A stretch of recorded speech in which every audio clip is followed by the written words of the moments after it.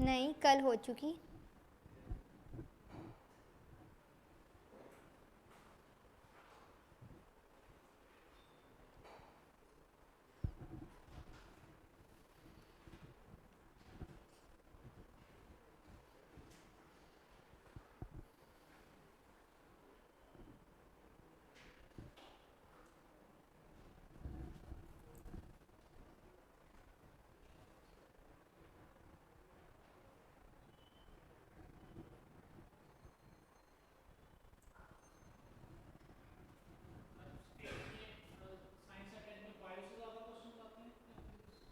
नहीं नहीं, अच्छा स्टेट में देखो, स्टेट में ना ये कॉम्बो ही आता है वहाँ पे। तो वहाँ पे ये देखना कि एक बुक बताऊँगी मैं आपको, लूसेंट की बुक जो आती है ना।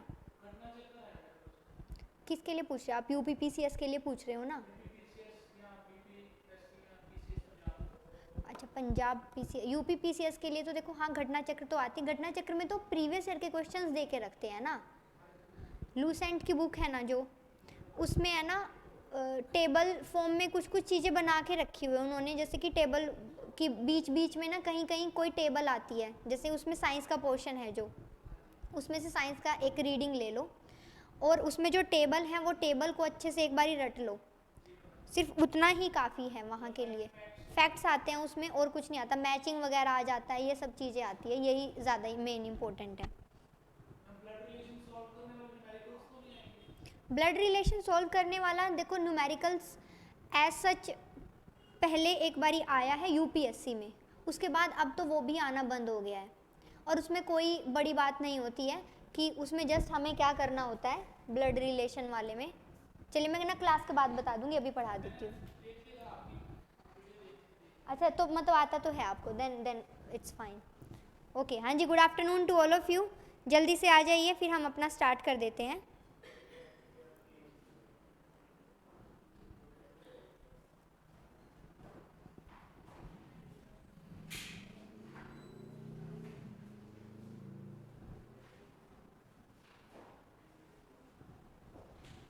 ओके, सो नैनोटेक से हम स्टार्ट कर रहे हैं। इससे पहले जो हम करके आ चुके हैं वो हम देख लेते हैं एक बारी।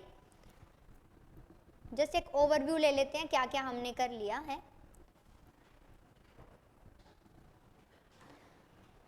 हाँ जी, साइंस सबसे पहले हमने बायोटेक से स्टार्ट किया था। पैन ट्रांसक्रिप्टोम मोस्ट इंपॉर्टेंट है, इसलिए हम कर चुके हैं पूरा का पूरा क्या टेक्निक था। उसके बाद हमने बायो इंसेक्टिसाइड्स देखा। देन आया क्या, बायोफ्लोक टेक्नोलॉजी, जिसमें हम फिश फार्मिंग कर रहे थे एंड वो भी क्लोज इन्वायरमेंट में। उसके बाद बेस एडिटिंग हमने देखा है कि बेस एडिटिंग से कैसे हम जो है कैंसर सेल को क्योर कर सकते हैं। नेक्स्ट आता है बायोप्लास्टिक की, क्या क्या हमारे पास सब्स्टिट्यूट्स होते हैं जो कि हम प्लास्टिक के सब्स्टिट्यूट्स यूज़ कर सकते हैं और जो कि फीड स्टॉक से बनते हैं। नेक्स्ट हमारा आ जाता है एमर्जिंग टेक्नोलॉजीज, जिसमें फाइटोरिड टेक्नोलॉजी हमने देखा, चैट जीपीटी के बारे में देखा, सिंधुजा 1 हमने देखा कि किस तरीके से ओशन के वेव एनर्जी को कन्वर्ट करके हम इलेक्ट्रिसिटी जो है बना सकते हैं एंड आइलैंड के लिए ये बड़ा यूज़ किया जाएगा, ये हमने देख लिया था।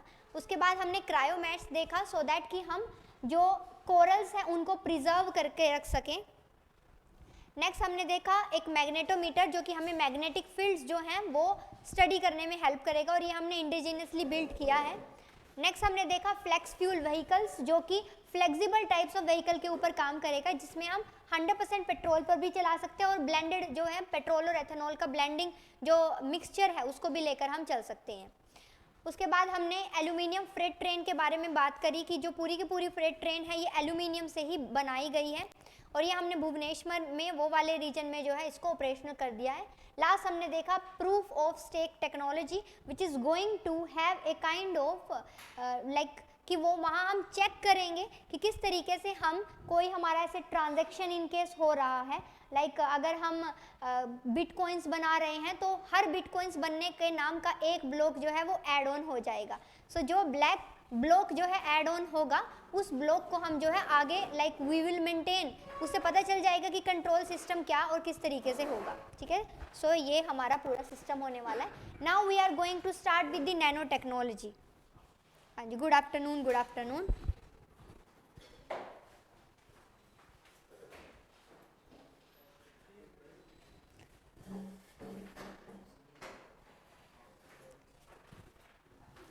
आई थिंक आपको उधर बैठना चाहिए, यहाँ दिखेगा नहीं। Okay, so now we are going to start with the nano technology. Nano technology में हम सबसे पहले क्या देखने वाले हैं, वाइलोजेन यूनिट ग्राफ्टेड ऑर्गेनिक फ्रेमवर्क। ठीक है, ये क्या है, ये एक नैनो टाइप ऑफ जो है मटेरियल है। इसको हम कैसे यूज करेंगे, we are going to use it to clean the polluted material. किसी भी तरीके का अगर पोल्यूटेड मटेरियल होगा तो वो हम जो है उसकी इसकी हेल्प से हम जो है उसको क्योर करने, मीन्स उसको जो है वेस्ट ट्रीटमेंट करने में इसका हेल्प लेंगे हम। सो ये डेवलप किन्होंने किया है, Indian Institute of science education and research ने किया है, जो कि कहाँ है, पुणे में। ये काम कैसे करता है, सो इसके लिए कोई भी जो है पिक्चर अवेलेबल नहीं था, जस्ट मैं आपको बता देती हूँ कि ऑर्गेनिक फ्रेमवर्क जो है होता कैसे है। ये एक तरीके की यू कैन से एक फ्रेमिंग होती है, जिस फ्रेमिंग में आपको इस तरीके से कोई स्ट्रक्चर देखने को मिलता है। ये जो है ये 2 कंपोनेंट से बना हुआ होता है, वाइट एंड येलो। इस तरीके का ये पूरा का पूरा सिस्टम होता है एंड इसकी हेल्प से हम क्या करते हैं, यू कैन सी कि it will act like a filter. Suppose करो ये एक जाली की तरह मैंने ऐसे पकड़ा हुआ है एंड इस तरीके से जाएगा तो it will act like a filter. So उसमें क्या है that we are going to use this technique जो कि हमारे पास अवेलेबल होती है, बट यहाँ हम क्या यूज़ करने वाले हैं, यहाँ हम मैक्रोपोर्स यूज़ करने वाले हैं। ठीक है, यहाँ हम मैक्रोपोर्स यूज़ करने वाले हैं। ये मैक्रोपोर्स क्या होंगे, ये होंगे नैनोमीटर से बने हुए, मीन्स कि नैनोमीटर साइज के होंगे, नैनो मटेरियल से बने हुए होंगे। And you know very well कि नैनोपोर्स जो है आपने अपना स्टैटिक में भी किया था ना, सो उसी की तरीके का ये काम होने वाला है। जस्ट इस तरीके की रिप्रेजेंटेशन होती है, इट्स लाइक अ जाली। इससे ऐसे आप सामान जाएगा तो फिल्टर आउट हो जाएगा।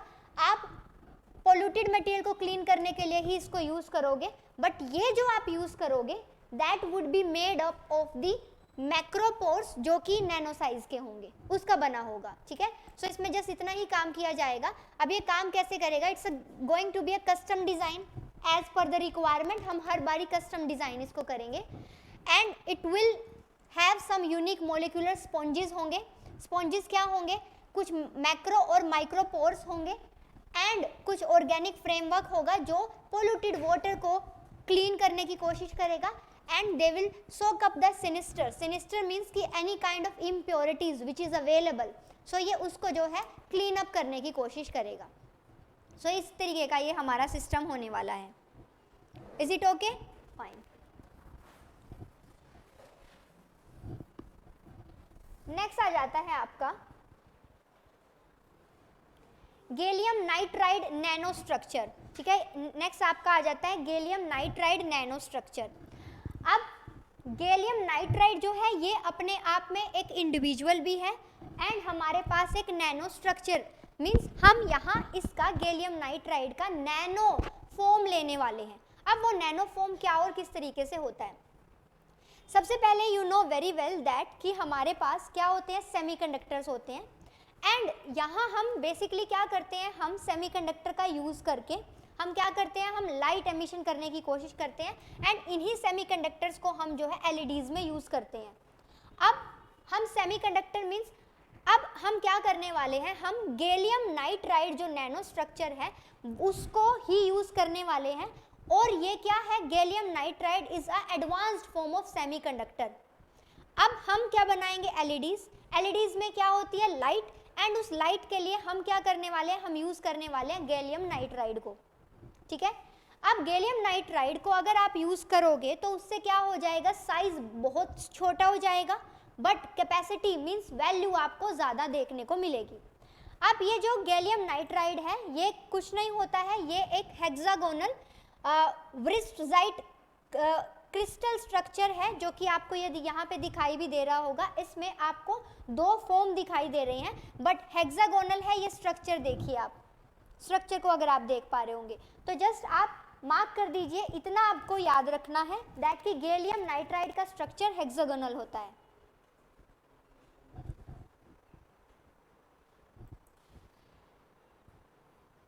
एंड उसके बाद ये इसकी जो सेमीकंडक्टर मीन्स सेमीकंडक्टर के वेरियस टाइप्स होते हैं, हम यहाँ पर क्या करने वाले हैं, हम यहाँ पर गैलियम नाइट्राइड सेमीकंडक्टर को देख रहे हैं क्योंकि उसी के नैनो स्ट्रक्चर को हम यूज़ करेंगे।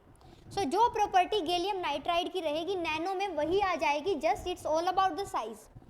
देखिए अब क्या ये हमें बेनिफिट प्रोवाइड करवाता है। The first one is usable in environment with high pressure and high temperature.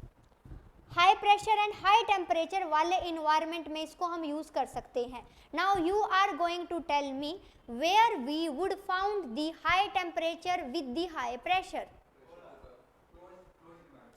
तो प्रेशर कुकर को यूज करेंगे क्या हम? क्लोज इन्वायरमेंट, किन्होंने बोला? Close environment, very good. So close environment में and this property of the pressure cooker और the close environment हम यूज कहाँ करते हैं? ये यूज़ करते हैं हम अपने मिसाइल्स में या लॉन्चिंग व्हीकल्स में। तो इट मीन्स इसकी ये प्रॉपर्टी इसको यूजेबल बनाती है कि ये वहाँ पर एक्टिवली यूज़ किया जा सकता है। एंड वहाँ तो हमें इशू रहता ही है साइज़ का, वहाँ तो हम साइज़ को बनाना ही चाहते हैं ना, माइन्यूट, छोटा जितना हो सके। सो दैट्स वाई ये प्रॉपर्टी वहाँ उसमें हमें हेल्प करेगी। नेक्स्ट जो है बिग एनर्जी डिफरेंसेस है between the conduction band and the valence band. अब होता क्या है दैट कि अगर हमें कोई भी प्रॉपर्टी किसी भी तरीके का हमें लाइक इलेक्ट्रोलाइसिस या इलेक्ट्रोड या इलेक्ट्रिसिटी किसी भी तरीके का अगर हमें ट्रांसफ़र करना है ऑफ द हीट, तो क्या होता है, एक हमारे पास होता है वैलेंस बैंड, एक होता है हमारे पास कंडक्शन बैंड। ठीक है, सो ये हो गया हमारे पास वैलेंस बैंड, ये हो गया कंडक्शन बैंड। अब कोई भी पूरा का पूरा फंक्शन कितनी एफिशिएंसी और किस तरीके से होगा वो डिपेंड करता है क्या कि इन दोनों के बीच में, वैलेंस और कंडक्शन के बीच में किस तरीके का काम हो रहा है। अब जो हम गैलियम जो नाइट्राइड सेमीकंडक्टर है ये हमें क्या प्रॉपर्टी प्रोवाइड करवाते हैं दैट इनके वैलेंस और कंडक्शन बैंड के बीच में डिफरेंस होता है बहुत ज़्यादा, और जितना ज़्यादा डिफरेंस होगा ना, ये ध्यान रखिएगा, उतनी ही एफिशिएंसी हमें मिलेगी। अब ये क्या है, जस्ट एक प्रॉपर्टी है। अब आप याद रखना दैट प्रॉपर्टी वो किस तरीके से काम करते हैं। जो भी कोई पूरा फंक्शन बनाया जाता है, कोई भी मॉडल हमारे पास होता है, इन द मॉडल जो लोअर साइड में रहता है वैलेंस, अपर साइड में होता है कंडक्शन। एंड जितना ज़्यादा डिफरेंस इनके बीच में होगा उतना ज़्यादा जो है, इतनी एफिशिएंसी से ये जो है काम करेगा। और हमारा गैलियम नाइट्राइड जो ये सेमीकंडक्टर है ये हमें वो प्रॉपर्टी प्रोवाइड करवाता है। ठीक है, सो इनके बीच में क्या होता है, बिग एनर्जी डिफरेंस होता है इनके कंडक्शन और वैलेंस बैंड में। दैट्स वाई वो एफिशिएंटली जो है इलेक्ट्रिसिटी भी बनाता है। एंड एफिशिएंटली अगर इलेक्ट्रिसिटी इसमें हम मान लीजिए डाल रहे हैं तो वो एफिशिएंसी से काम भी करता है and even long time period तक काम करता है। लॉन्ग टाइम पीरियड से आप देख लीजिए एलईडी बल्ब जो है आपके ज़्यादा दिन तक चलते हैं। ठीक है ना, सो इलेक्ट्रॉन्स को ज़्यादा स्पेस मिलता है कि वो ट्रेवल कर पा रहे हैं एंड फ्रीली जो है एनर्जी भी जो है रिलीज होती है। नेक्स्ट यहाँ पर क्विक सिग्नल स्विचिंग स्पीड होती है and low energy loss rate होता है, दैट कि एनर्जी का जो लॉस होगा वो मिनिमल होगा। सो ये बेनिफिट हमें ये प्रोवाइड करवाता है। इस वजह से हम क्या करने वाले हैं, इसी का नैनो स्ट्रक्चर फॉर्म अब हम यूज़ करेंगे, उससे साइज छोटा हो जाएगा, एफिशिएंसी सारी इसकी आ जाने वाली है। So this is going to be a benefit for us. हाँ जी, मीन्स कि if you want to switch this signal from one to another then they can switch very like fast और फ्रीली जो है कर सकते हैं। ये क्या होता है, मॉडल होते हैं। ठीक है, अब मान लीजिए आप इसी को अदर लाइक अभी तो आपने नॉर्मल एलईडी का ही बोला है, अगर हम किसी और मिसाइल में या अदरवाइज या कहीं पे यूज़ कर रहे हैं तो वहाँ एक मोड से दूसरे मोड में चाहिए होता है ना एनर्जी, सो वो स्विचिंग में ये फास्ट करता है प्रोसेसिंग, हाई फ्रीक्वेंसी। ठीक है, एग्जैक्टली, तो वो चेंज हो जाता है बहुत ईजीली। समझ आ गया आप सबको? Okay.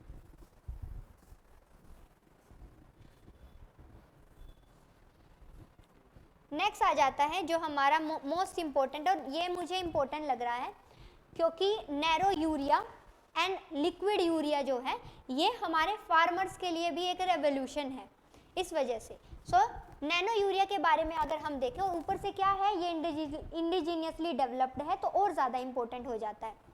It is developed by the Indian farmers and the fertiliser cooperative, ये क्या है, it's a multi state cooperative society and it is promoted by whom, the government. कहाँ है ये, दिल्ली में बेस्ड है, फाइन। अब इन्होंने क्या किया है, इन्होंने नैनो जो यूरिया है इसको अप्रूव कर दिया था, कब, फेब 2021 में। अभी ये हेल्प क्या कर रहा है, ये हेल्प करेगा दैट कि ये फार्मर का जो रिलायंस है ओवर द पैकेज्ड यूरिया उसको कम कर देगा। इसमें इसका जो बेसिक जो डिस्टिंक्ट फीचर क्या है, ये कि ये ओनली नैनो फर्टिलाइजर है जो हमारी गवर्नमेंट ऑफ इंडिया ने अप्रूव करके दिया है and it is included under the fertiliser control order. So basically क्या है दैट कोई भी किसी भी तरीके का अप्रूवल चाहिए किसी भी फर्टिलाइजर के लिए तो वो गवर्नमेंट की साइड से आएगा एंड गवर्नमेंट ने मेंटेन किया हुआ है क्या, एक फर्टिलाइजर कंट्रोल ऑर्डर। सो इस फर्टिलाइजर कंट्रोल ऑर्डर में ये nano fertiliser only nano fertiliser है, इसके अलावा बाकी के सारे फर्टिलाइजर हमारे जो हम बेसिक यूज करते हैं वही थे। नेक्स्ट क्या है कि पीएम जो है हमारे ऑनरेबल प्राइम मिनिस्टर, उन्होंने रिसेंटली कंट्री का first liquid nano urea plant जो है उसको इनॉग्रेट किया है, कहाँ, गुजरात के कैलोल में, ठीक है, ये आप याद रखेंगे। अब हम देख लेते हैं कि वो है क्या नैनो यूरिया लिक्विड। ये वर्ल्ड का फर्स्ट नैनो यूरिया लिक्विड है और कहाँ और किन्होंने लॉन्च किया है, ये लॉन्च किया Indian pharma fertiliser cooperative limited ने, लेकिन ये डेवलप किन्होंने किया है, नैनो बायोटेक रिसर्च सेंटर जो कि है गुजरात का। उन्होंने क्यों और किस प्रोग्राम के अंडर किया है, आत्मनिर्भर भारत और आत्मनिर्भर कृषि प्रोग्राम के अंडर उन्होंने ये नैनो लिक्विड जो है ये बनाया है। इसका ऑब्जेक्टिव क्या है, इसका ऑब्जेक्टिव है that we are going to replace the conventional urea and we are going to curtail the requirement so that कि ये जो हमारा बेसिक हम यूरिया यूज कर रहे हैं उसको हम 50% से हमें कम कर देना है एंड कन्वेंशनल यूरिया जो है उसको भी हमें like we are going to curtail the requirement of this जो हमारा बेसिक यूरिया था उसका 50% से एंड कन्वेंशनल यूरिया को हम इफेक्टिव बनाएंगे 30 to 40% से, सो दैट कि हमारे प्लांट को जो है नाइट्रोजन सही रेशो में मिले। वाई, क्योंकि इस टाइम पीरियड पे अगर हम बात करें नॉर्मल हमारा बताइए एनपीके का रेशियो क्या होता है, नॉर्मल 4:2:1, ठीक है, एनपीके का रेशियो ये होता है, बट हम कहाँ तक पहुँचा के रखते हैं उसको, हम उसको 16, 17, 8 और 8:1 जो है इसकी रेशो में हम उसको पहुंचा के रखते हैं। एंड इवन आप अगर पंजाब के रीजन में देखोगे तो वहाँ तो एनपीके का रेशो 30:2:1 करके रखते हैं। सो इतना ज़्यादा जो है वहाँ पर इसको यूज़ किया जाता है, तो उसी को कम करने के लिए इससे क्या होगा, इससे इफेक्टिवनेस जो है वो 80% या उससे ज़्यादा बढ़ जाएगी। तो ये परसेंटेज आपको याद करने की ज़रूरत नहीं है, बट ओवरऑल आपको एक व्यू पॉइंट लेने की ज़रूरत है, ठीक है, is it okay. So nano technology के सिर्फ आपके ये 4 पॉइंट ही न्यूज़ में थे। इसके अलावा आपका जो स्टैटिक का पोर्शन है वो आप अच्छे से करेंगे, उसमें तो आपको पता है कितने सारे नैनो के वेज आए थे, हमने सभी देखे थे अच्छे से। तो अब इसकी एक रीडिंग आप ले लीजिए, देन फिर हम आगे बढ़ जाएंगे। हाँ जी,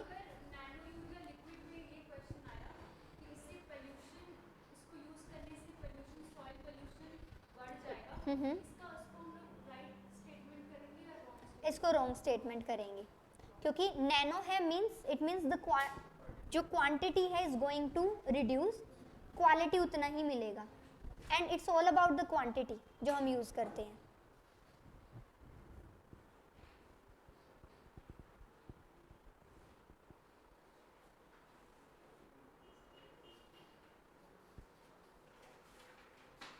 ओके हाँ जी विकास, मैं चेक कर लूँगी अगर आप हाँ आ गया है मेरे पास, मैं चेक कर लूँगी।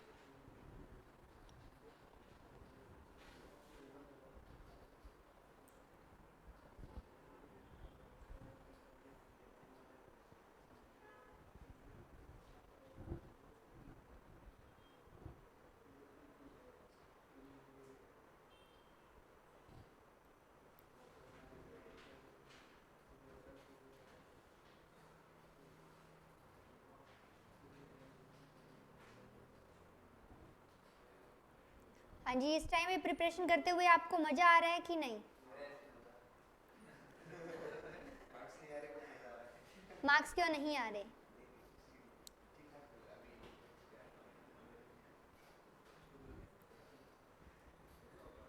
हाँ जी विकास पहुंच गया। मज़ा नहीं आ रहा है। मैम और आपके नोट्स से चाहे कोई भी टेस्ट, किसी भी कोचिंग का टेस्ट इशू था, हर टेस्ट में आपके नोट्स से लाइन उठाकर होता है।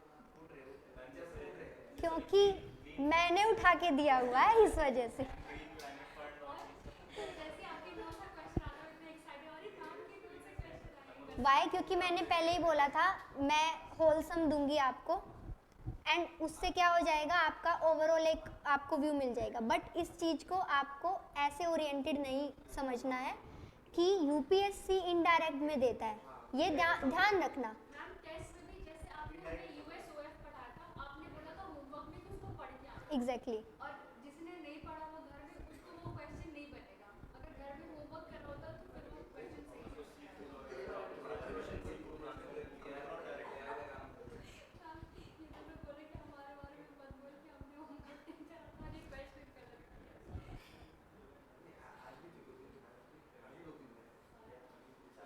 मैम हाँ जी, पूछ रहे थे ना मैटर ऑफ बॉन्डी वॉश। और टेस्ट में अरेंज करने के लिए क्वेश्चन, और वो और ईयर तो हमें तो कल पता नहीं था, आपने कल ईयर बता दिया, वो question okay, battle of Panipat 3 battle हुई थी ना, ठीक है, 1526, 56 एंड 1761, 61।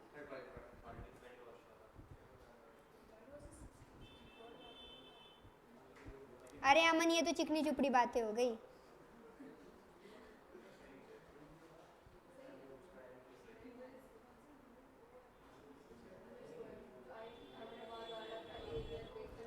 हाँ जी पढ़ लिया है।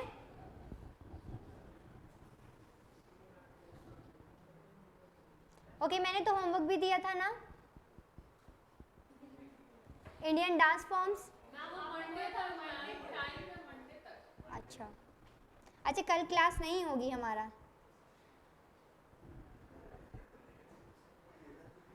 नहीं, बैटल ऑफ तराइन तो 2 हुई थी, 11, 19, 1 एंड 92।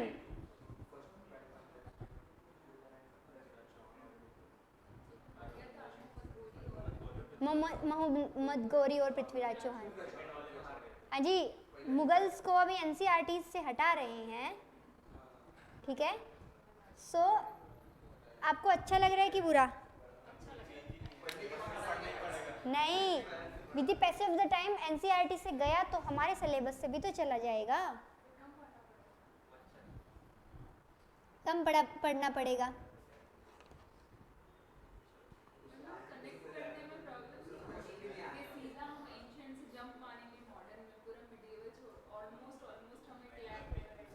हमें कोई दिक्कत नहीं आएगी कनेक्ट करने में, कुछ प्रॉब्लम नहीं होएगा। हम वैसे भी अलग अलग यूनिट करके याद करते हैं। हमारा एक चैप्टर भी अगर कम होता है ना, उसमें भी दिवाली होली मनाओ। अरे हाँ विकास, वो तो है ही।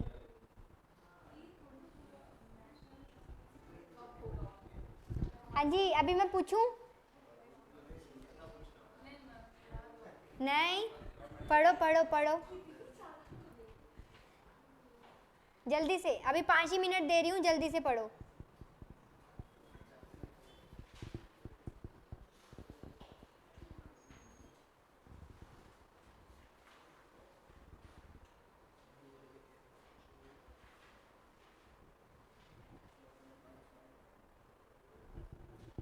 हाँ जी, हर बोल मैं चेक कर लूँगी क्लास के बाद।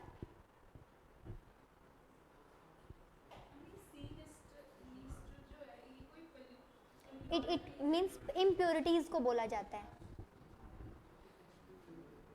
It's not a kind of material कि यही स्पेसिफिक मटेरियल होगा। Any kind of impurities could be called as sinister. Sin means पाप, सिनिस्टर से बना।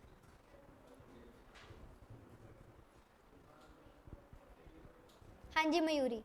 अच्छा, वन मोर थिंग, मयूरी ने वैलिड क्वेश्चन पूछा है। She is asking ma'am, nano urea is developed by the IFFCO and the liquid nano urea is by this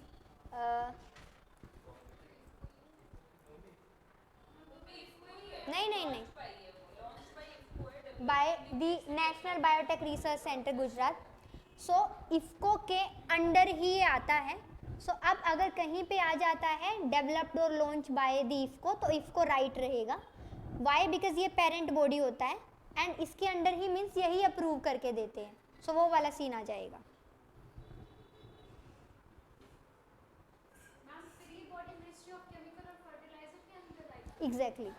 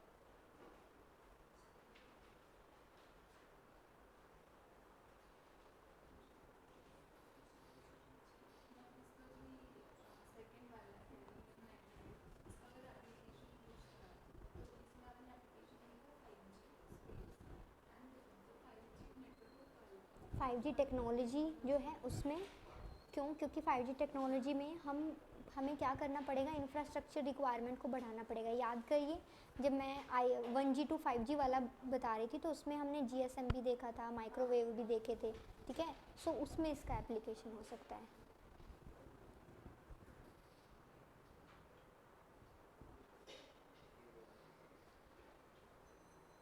हाँ जी, और भी बताइए मयूरी उसके बारे में।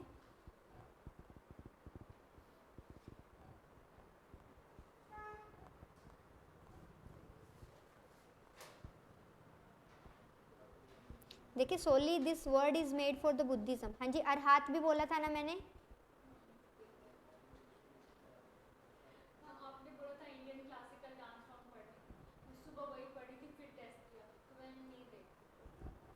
हम मंडे तक देख। चलो मंडे तक, आज मैं नहीं कुछ पूछती हूँ, मंडे तक का आपको दे रही हूँ। आपने तो नाइट्रोजन साइकिल पे बोला।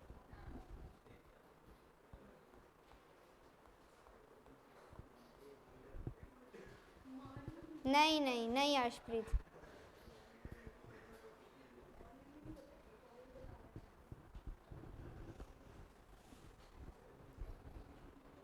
लाइक उसमें जो होता है उसको अरहात नहीं बोलते। हाँ जी चलिए बस हो गया अभी, ठीक है, ओके।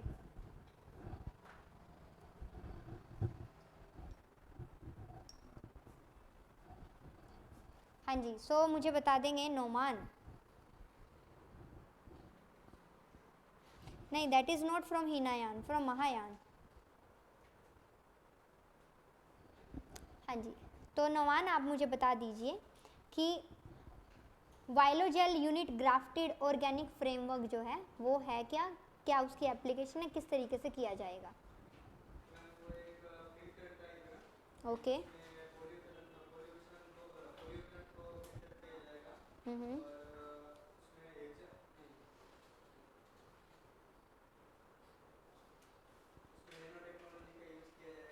ओके,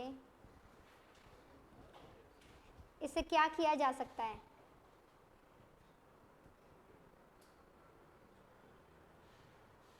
मतलब हमें क्या फ़ायदा मिल जाएगा इससे? ठीक है, very good very good. Okay, next मुझे बताएंगे शेफ़। मेरे को बता दीजिए फ्लेक्स फ्यूल व्हीकल्स। कल का क्लास किया था आपने?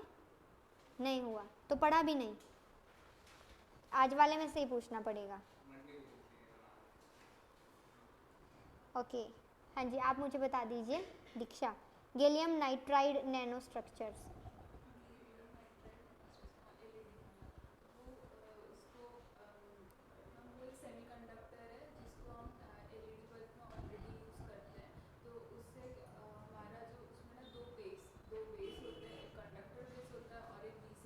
वैलेंस होता है एंड कंडक्शन होता है, कंडक्शन।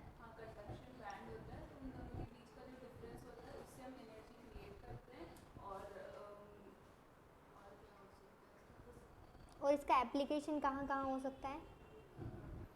ये 5G डिफेंस और स्पेस में तीन ओके, जगह पे हो सकता है। ठीक है, वेरी गुड। ओके, हाँ जी, सो और इसका शेप हेक्सागोनल है। Very good. ओके, सो मुझे बताएंगे अली। अली, आप मुझे बता दीजिए, कल का क्लास किया? नहीं, पढ़ा भी नहीं। ओके, तो मतलब बच गए। तो आप मुझे बता दीजिए नैनो यूरिया लिक्विड।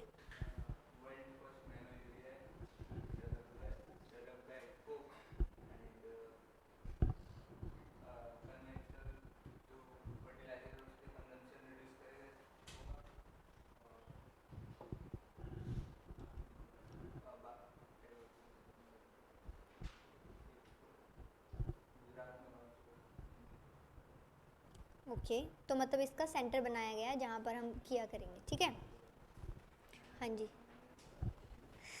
आप बता देंगी मुझे, कब से मैं पीछे का पूछने का मन हो रहा था, कोई है ना? मैग्नेटोमीटर।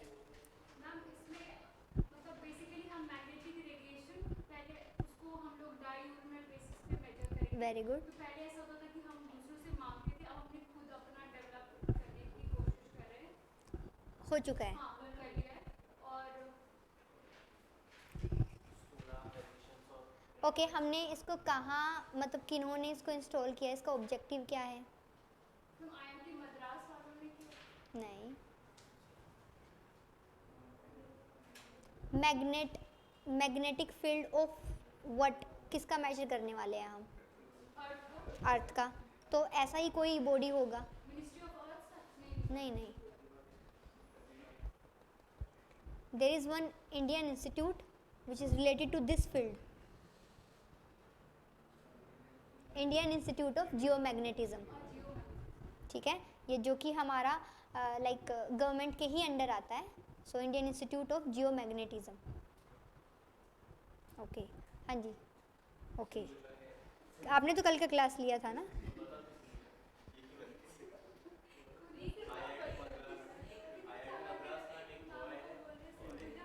आप मुझे बताएंगे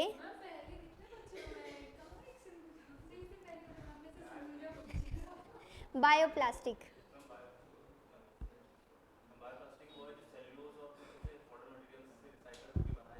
स्टार्च।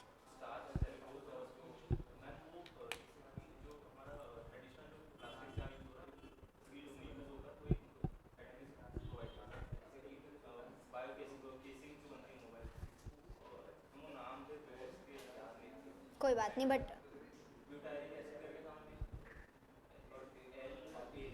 कोई बात नहीं, कोई बात नहीं, बट इतना आपने बता दिया, वेल एंड गुड। चलिए, हाँ जी, हाँ जी, ये अलग टाइप का बायोप्लास्टिक है। Means if we are extracting the plastic from this material, उसको ये बोल सकते हैं, दिस मटेरियल उसको ये बोल सकते हैं, but these are the part of bioplastic, bioplastic के पार्ट हैं। डिफरेंस इनमें कितना है कि इनका जो मटेरियल है जो हमने इनको बनाने में यूज़ किया है वो डिफर करता है। ओके, चलिए नेक्स्ट आपका आ जाता है इंफॉर्मेशन टेक्नोलॉजी एंड एनर्जी। इसमें फर्स्ट देखिए, फर्स्ट आता है फ्लोटोवोल्टिक्स। जो फ्लोटोवोल्टिक्स क्या है, दैट कि आपके सोलर एनर्जी बनाने के पार्ट, जिनको सोलर वोल्टिक्स भी बोल देते हैं, दे आर फ्लोटिंग, फ्लोट कर रहे हैं ये। सो अब जब आप फ्लोटिंग ये वोल्टिक्स को लगाते हो तो इससे एनर्जी का प्रोडक्शन तो उतना ही होगा, बट इससे बेनिफिट क्या मिलेगा, इससे बेनिफिट ये मिलेगा दैट ये स्पेस एफिशिएंट है। इस केस में क्या होगा, इस केस में ऊपर से जो वाटर की कूलिंग कैपेसिटी होती है उसकी वजह से भी ये एनर्जी मेकिंग में ये एफिशिएंट होगा एंड इससे इवेपोरेशन भी नहीं होगा, ठीक है। सो ये बेनिफिट हमें मिलेंगे। हम देख लेते हैं क्या है। It is a kind of floating solar plant, जिसको हम फ्लोटिंग सोलर फोटोवोल्टेक्स भी बोल सकते हैं। ये काम कैसे करता है, इनको इंस्टॉल किया जाता है कहाँ, वाटर बॉडीज़ में, जैसे कि लेक, बेसिन, रिजर्वोयर, कहीं पे भी हम इनको इंस्टॉल कर सकते हैं। ये लैंड स्पेस नहीं लेते हैं, तो ये बेनिफिट हमें देते हैं। क्यों? क्योंकि इनको हम कहाँ पर बना सकते हैं, इनको हम जो है, जो भी हमारा लाइक वाटर बेस्ड एरिया है वहाँ पर कर सकते हैं। तो ये हमें हेल्प करते हैं किस में, कि ये इलेक्ट्रिसिटी जो हम यहाँ बना रहे हैं वो हम एग्रीकल्चर फील्ड्स के लिए या फिर कंस्ट्रक्शन के लिए भी उनको यूज़ कर सकते हैं। अब the world first large scale जो FSPV है सिस्टम, इसको इंस्टॉल किया गया था 2011 में, कहाँ पे, कैलिफोर्निया में। तो उसको कैलिफोर्निया में यूज़ किया गया, तो this is the best way. Next आ जाता है क्या, ग्रीन हाइड्रोजन इलेक्ट्रोलाइजर्स। जो इलेक्ट्रोलाइजर्स होते हैं ये बेसिक क्या करते हैं, दैट यहाँ पर हम इलेक्ट्रोलाइसिस जो प्रोसेस होती है उसका यूज़ करते हैं एंड इलेक्ट्रोलाइट्स का यूज़ करते हैं। इस प्रोसेस में हम क्या करने की कोशिश करेंगे, इस प्रोसेस में हम सबसे पहले ये समझ लीजिए कि ये पूरा का पूरा प्रोसीजर होगा कैसे। सबसे पहले रिन्यूएबल एनर्जी जो है वो क्रिएट की जाएगी यूजिंग द सोलर और द विंड पावर। ये पूरा का पूरा सिस्टम क्या होगा, रिन्यूएबल एनर्जी बेस्ड होगा। तो सबसे पहले आपने क्या किया, आपने रिन्यूएबल एनर्जी क्रिएट करी। उसके बाद क्या किया जाएगा, ये जो आपने पावर क्रिएट करी है, this power will feed into a system जिसको हम इलेक्ट्रोलाइजर बोलते हैं। अब ये इलेक्ट्रोलाइजर जो है ये क्या करेगा, this will try to separate the water into the hydrogen and the oxygen. We know very well the formula for the water is H2O. So where there is 2 particles of the hydrogen, means 2 atoms of the hydrogen, 1 is of the oxygen. So ये जो energy हमने बनाई है from the renewable source, उससे हम क्या करेंगे, we will try to separate the water into 2 part, O and H2। यहाँ पे O आ जाएगा सिंगल, ठीक है। अब उसमें से हम क्या करेंगे, जो हमने ये पार्टीशन किया है, ऑक्सीजन को हम एक तरफ ही रखने देंगे, हाइड्रोजन को हम ले लेंगे और ये हमारा हो जाएगा क्या, हाइड्रोजन। अब उसके बाद क्या किया जाएगा, उसके बाद हाइड्रोजन गैस जो उसको हम स्टोर करेंगे, या तो हम उसको कंप्रेस कर देंगे या तो हम उसको लिक्विड फॉर्म में जो है स्टोर कर लेंगे। कंप्रेस करना क्यों ज़रूरी है, कंप्रेस करना इसीलिए ज़रूरी है क्योंकि गैस अदरवाइज ज़्यादा स्पेस लेगी एंड उसको कंप्रेस करके कॉम्पैक्ट करके हम स्टोर कर सकते हैं। या फिर अनदर वे होता है क्या, कि उसको लिक्विडिफाई कर दो, लिक्विड फॉर्म में आप कम स्पेस में जो है उसको आप रख सकते हो। फिर ये हाइड्रोजन जो हमने बनाई है इसको हम क्या करेंगे, we will ship this hydrogen to its destination, जहाँ इसको एज अ फ्यूल यूज़ किया जाएगा। And you know very well that कि ग्रीन हाइड्रोजन का बहुत ज़्यादा जो है ये फेमस होता है और यूज़ भी किया जाता है। अब आपके लिए देखिए होमवर्क क्या है, आपको पढ़ के लेके आना है। गैसिफिकेशन एनवायरनमेंट का हिस्सा है, ये आपका हुआ भी होगा उसमें, है ना। गैसिफिकेशन, SMR और gasification with carbon capture, pyrolysis and electrolysis. Electrolysis तो अभी आपने देख भी लिया है कि कैसे होता है। पायरोलाइसिस जबकि ऑक्सीजन के एब्सेंस में जो है बनाया जाता है, तो कैसे पूरा का पूरा प्रोसीजर होगा वो आप अच्छे से करके लेके आओगे। बस जैसे आपने क्या किया है, आपने रिन्यूएबल सोर्स से क्या किया है, वाटर को सेपरेट कर दिया है 2 एटम्स में, उसमें से आपने हाइड्रोजन को ले लिया, उसको कंप्रेस किया या उसको लिक्विडिफाई किया, देन उसको शिप कर दिया जहां वो यूज़ होगी। तो ऐसा करके आपने क्या किया है, आपने हाइड्रोजन को मैन्युफैक्चर किया है। हाइड्रोजन के बेसिस पे अगर हम बात करें तो हाइड्रोजन के लिए बोला जाता है that hydrogen is the lightest gas. Hydrogen क्या होती है, लाइटेस्ट होती है। अब एयर में ये इस वजह से सबसे ऊपर जो है ये फ्लो करती है एंड लाइटर है, एयर में चली जाती है ऊपर, इस वजह से भी इसमें इसको आप इसकी एक्चुअल फॉर्म में स्टोर कर पाना डिफ़िकल्ट होता है या फिर एक्सट्रैक्ट कर पाना फ्रॉम द इन्वायरमेंट जो है वो भी डिफ़िकल्ट होता है। इस वजह से हमें जो है इसका इस तरीके से इसका पूरा का पूरा सिस्टम जो है हमें देखना पड़ता है, हिसाब लगाना पड़ता है। एक बार ये वाला भी पढ़ लीजिए, साथ में ही हो जाएगा। हाइड्रोजन फ्यूल के बारे में, हाइड्रोजन क्या है, ये लाइटेस्ट होता है and it is the first element on the periodic table. Next, इसकी यूनिक प्रॉपर्टी क्या है, इसकी यूनिक प्रॉपर्टी ये है that the weight of the hydrogen is less than the air, you know very well. इस वजह से एटमॉस्फेयर में राइज करती है, you know the lighter things they rises up and is therefore rarely found in its pure form में, वो हमें मिलती ही नहीं है। इसको हम स्टोर कैसे कर सकते हैं, हाइड्रोजन जो है it's a non toxic, it's a non metallic, it is odourless, it is tasteless and colourless, एक हाई कंबस्टिबल डायटोमिक गैस होती है। डायटोमिक क्यों होती है, because it has 2 atoms, H2, ठीक है, 2 एटम्स इसमें होता है। इसका यूज़ कहाँ कहाँ किया जा सकता है, हाइड्रोजन फ्यूल ये एक ज़ीरो एमिशन फ्यूल है which is burn with the oxygen, zero emission है, ये किसी भी तरीके का एमिशन जो है क्रिएट नहीं करता। इसको हम यूज़ कर सकते हैं कहाँ, फ्यूल सेल में भी या फिर इंटरनल कंबशन इंजन में भी। अब जब हमने फ्लेक्स फ्यूल वाला देखा था उसमें हमने देखा था ना ICT किधर होता है, ICE, इंटरनल कंबशन इंजन कहाँ पे होता है, हमने देखा था ना। जाइए गाड़ी वाला जो एक फ़ोटो था उसमें देखिए,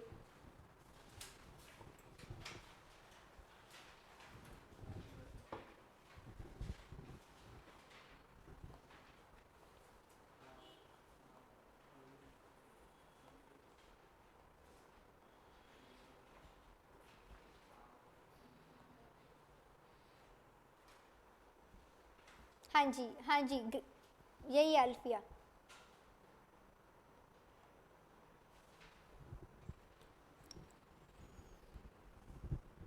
देखा, ओके।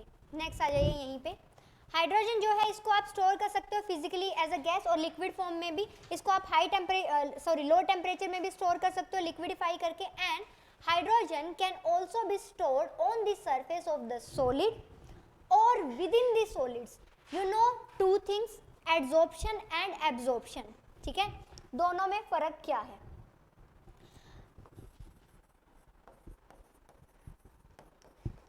अब बात तो ये है कि हाइड्रोजन को आप किसी में भी स्टोर कर सकते हो, एब्जॉर्प्शन में भी, एड्सॉर्प्शन में भी। तो अब सवाल क्या उठता है, सवाल ये उठता है कि आपको इन दोनों के बारे में पता होना चाहिए कि UPSC का कुछ नहीं पता, दिमाग घूम जाए, हमें इस पे ही क्वेश्चन दे दे। सो एब्जॉर्प्शन का मतलब क्या है, सपोज करो कि आप जो है अगर नॉर्मल में, अगर चलिए हम यहाँ पर बना के देखते हैं कि कोई सरफेस होगा, सॉलिड सरफेस ही है जिसके बारे में हमने एब्जॉर्प्शन है। सपोज करिए कि यहाँ पर पानी गिर जाता है, ठीक है, तो जब यहाँ पर पानी गिर जाता है तो आप क्या करोगे। सपोज करो पानी, चलिए यहाँ छोड़िए, सपोज करो नहीं, वो छोड़ो, अभी आप नॉर्मल एग्जांपल मान लीजिए, आप जो है कहीं किसी के घर पे गए हो, या तो वो भी छोड़ दीजिए, आप मेट्रो में हो, मेट्रो की सीट पे आप बैठे हुए हो, वहाँ आपसे पानी गिर जाता है, ठीक है। आपको ये है कि पहले इसमें खाना पीना मना होता है, ऊपर से पानी गिर गया, पानी छोड़िए जूस गिर जाता है। तो 2 केस होते हैं, एक तो वहाँ आप एब्जॉर्प्शन का यूज़ कर सकते हो, मीन्स कि आप किसी ऐसे फैब्रिक या किसी को ऐसे यूज़ कर सकते हो जिससे आप उसको पूरा एब्जॉर्ब कर लो, आप उसको क्लीन कर दो। दूसरा आप क्या कर सकते हो, दूसरा आप ये कर सकते हो कि वहाँ आप जो है सपोज करो, आप वो होते हैं ना DIY, वो उनका दिमाग घूम जाता है, तो आप जो है, हाँ, तो आप क्या करते हो, आप अपने बैग में ही होता है आपका सामान, बैग में होता है आपका ऐसा कि पॉलीथीन टाइप है कुछ ट्रांसपेरेंट, जिसको कि आप सीट पर चिपका देते हो, जिससे कि अगर कोई बैठेगा तो वो पॉलीथीन पे बैठ जाएगा, उसके कपड़े जो हैं वो वेट नहीं होंगे। सो दोनों ही बातों में क्या फ़र्क आता है, एब्जॉर्प्शन में क्या होता है, वो उसको एब्जॉर्ब कर लेता है, बट एड्सॉर्प्शन में क्या होता है कि वो सॉलिड अपने नीचे उन पार्टिकल्स को चिपका लेता है। अब समझिए क्या, अगर ये 2 सरफेस हैं आपके पास, अगर हम बात करें एब्जॉर्प्शन में, तो एब्जॉर्प्शन के केस में जिनको भी आप यूज़ करोगे उनमें क्या होगा, उनमें खाली स्पेस होगा। अब मान लीजिए जो आपका जूस था that is of the yellow colour की ऑरेंज कलर, कौन सा पसंद है, ऑरेंज, ठीक है। सो ऑरेंज के लिए ये वाला ही कलर अवेलेबल है, यही वाला ले लेते हैं। तो ऑरेंज जो है आपका जो ऑरेंज है उसके पास देखिए, अब मान लीजिए आप यहाँ पे पड़ा हुआ है जूस, उस पे आपने डाला तो जूस के जो पार्टिकल्स हैं वो खाली स्पेस में आ जाएंगे और सरफेस से क्लीन हो जाएगा, और जो ये मान लीजिए फैब्रिक है या कुछ भी है इसमें ये आ जाएगा। ठीक है, समझ आ गया। अब यहाँ हम बात करते हैं एड्जॉर्प्शन की। एड्जॉर्प्शन के केस में क्या होता है, एड्जॉर्प्शन के केस में खाली स्पेस नहीं होता। ठीक है, खाली होते तो ये पार्टिकल ही है बट खाली स्पेस नहीं होता। अब अगर कोई लिक्विड या कुछ भी है जिसको आप एड्जॉर्ब करवा रहे हो, उसके पार्टिकल्स जस्ट क्या होते हैं, उसके पार्टिकल जस्ट आके इस पर चिपक जाते हैं फॉर द शॉर्ट टर्म। ठीक है, वो आके चिपक जाते हैं for the short term. So suppose करो कि अभी अगर पानी यहाँ गिर जाता है तो आप टिश्यू से एब्जॉर्ब करोगे, वो आप अपने कॉपी का पेज नहीं रखोगे। There is a difference between that. अब अगर कॉपी का अगर आप पेज रखते हो तो वो कंप्लीट एब्जॉर्ब नहीं करेगा, वो थोड़ा और फैला देगा बट कुछ पार्टिकल उसका उसके साथ ही चिपक जाएगा। So there is no more space in absorption but there is more space in absorption. ऐसे ही सपोज करो आप जो है क्या करते हो, इम्प्योरिटी, आपने कोई ऐड देखा है कि आपकी स्किन की पूरी इम्प्योरिटी को जैसे चारकोल डाल देते हैं, सारी इम्प्योरिटी वो उसमें चली जाती है चारकोल में। ऐसे ही वो बताते हैं ब्यूटी प्रोडक्ट्स वाले कि आपकी जो त्वचा के नीचे जो इम्प्योरिटीज़ हैं ये चारकोल बेस्ड जो है, आप पॉन्ड्स का ही तो आता है चारकोल बेस्ड वो फेस वॉश। हाँ, सो उस तरीके से हम जो है कर सकते हैं। अब मुझे बताइए आपको दोनों ही प्रोसीजर समझ में आ गई क्या नहीं? हाँ जी, एग्जैक्टली मयूरी। सो मयूरी सेइंग एड्जॉर्ब का मतलब हो गया only with the outer layer, outer layer में ही सरफेस में आके चिपक जाता है। एब्जॉर्प्शन का मतलब क्या हो गया, that there is some space जिसमें वो कंप्लीटली सोक कर लेता है, कंप्लीटली एब्जॉर्ब कर लेता है। स्टिकिंग हो जाता है। Very good, very good.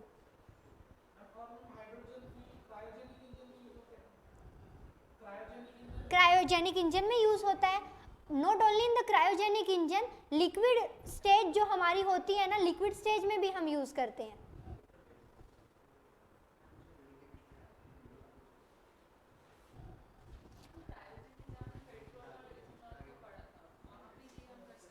बिल्कुल कर सकते हैं।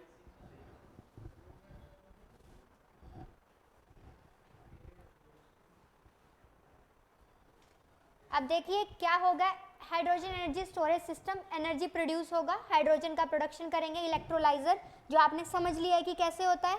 इलेक्ट्रोलाइजर कैसे होगा, जो हमने एनर्जी इलेक्ट्रिसिटी बनाई है उसकी हेल्प से हम वाटर को 2 पार्ट में डिवाइड करेंगे, वहाँ से हम हाइड्रोजन को अब्स्ट्रैक्ट कर लेंगे, उसको गैसियस फॉर्म में तो कंप्रेस कर देंगे या फिर उसको लिक्विडिफाई कर लेंगे। This process is called as electrolysis या इलेक्ट्रोलाइजर।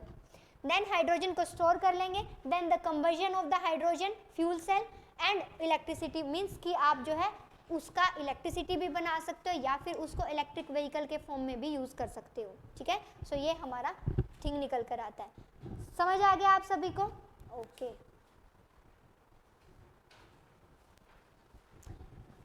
ग्रे हाइड्रोजन जो है उसका सोर्स क्या रहता है, मीथेन और कोल।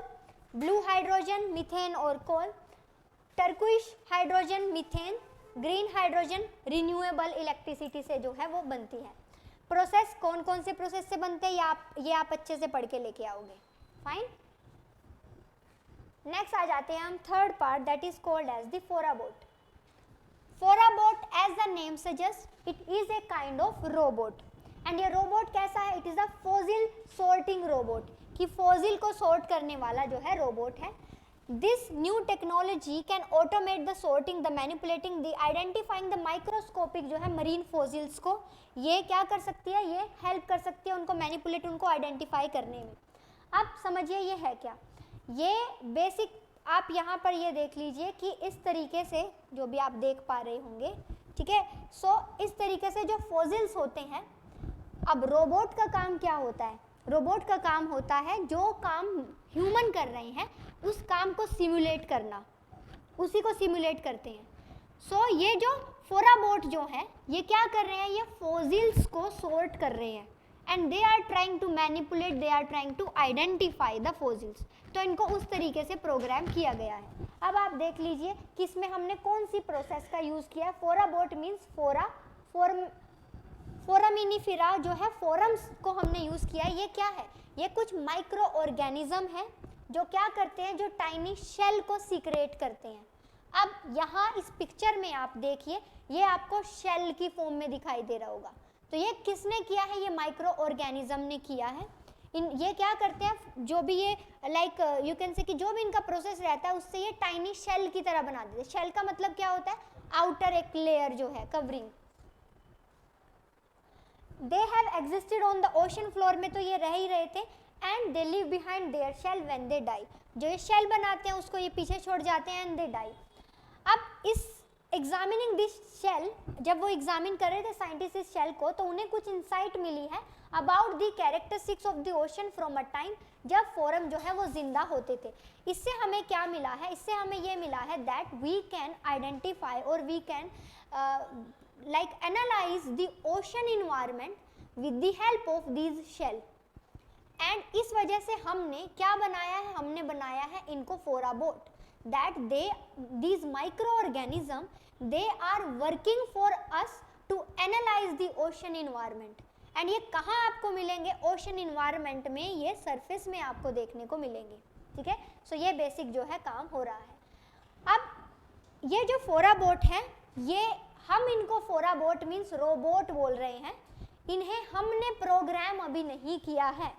अभी हम इनके शेल, जो रेस्ट ओवर शेल है आफ्टर देयर डेथ, उन्हीं से इंफॉर्मेशन एक्सट्रैक्ट कर रहे हैं। सो इट मीन्स दैट कि इनके जो वर्किंग है उससे हमें 100% इंफॉर्मेशन मिलना जो है दैट इज़ नॉट पॉसिबल। तो हमें जो इंफॉर्मेशन मिल रही है दैट इज़ ओनली 67%। सो अब अगर आ जाए दैट फोराबोट जो है they are working with high accuracy या high efficiency, so that's going to be wrong. So that's going to be wrong. Next आ जाता है क्या? Organic solar cell. So organic solar cell as the name suggest it is a combination of the organic polymer का and PCBM. PCBM क्या होता है? एक तरीके का ऑर्गेनिक सेमीकंडक्टर होता है, उसका जो है ये एक कॉम्बिनेशन है। इसको हम स्टील रूफ जो है दे कैन पोटेंशियली कन्वर्ट कर सकते हैं स्टील रूफ को किसमें? एक एनर्जी प्रोड्यूसिंग डिवाइस की फॉर्म में। It was developed by the IIT Kanpur ने इसको डेवलप किया है। एंड आईआईटी कानपुर ने इसको DST that is basically the department of science and tech, उनके अंदर रह के इन्होंने किया है। इनके साथ साथ आरसीयू के एपेक्स जो है प्रोजेक्ट भी ये रहा है। ठीक है, ओके। सो जस्ट इतना ही है इसकी इंफॉर्मेशन, इसके बारे में इससे ज़्यादा जो है आपको करने की ज़रूरत नहीं है।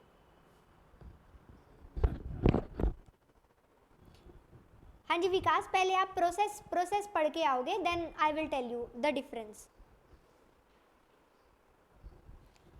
नेक्स्ट आ जाता है इंडिया का first indigenously developed HFC bus. You can see this is the HFC bus. अब ये क्या है? It was launch by the union ministry of state of science and tech, developed by the CSIR and KPIT, जो कि क्या है? एक तरीके का मल्टीनेशनल कॉरपोरेशन है। इसको लॉन्च किया है under the national hydrogen energy mission. याद करिए, नेशनल हाइड्रोजन एनर्जी मिशन हम करके आ चुके हैं। कहाँ और कब किया है? Very good very good very good. Economic survey में हमने किया था नेशनल हाइड्रोजन एनर्जी मिशन। इसके यहाँ ब्रैकेट में लिख दीजिए इकोनॉमिक सर्वे, और आज घर जाके उसको पढ़ोगे अपने नोट्स में से। ठीक है, अब एज अ नेम सजेस्ट ये बस जो है रिन्यूएबल एनर्जी बेस्ड होगी, अच्छे से काम करेगी। सो वही इसका जो है वर्किंग होने वाला है। ओके, सो 6 हमारे कंप्लीट हो चुके हैं। 6 का एक बार रीडिंग ले लीजिए, फिर हम रोशनी से स्टार्ट करते हैं।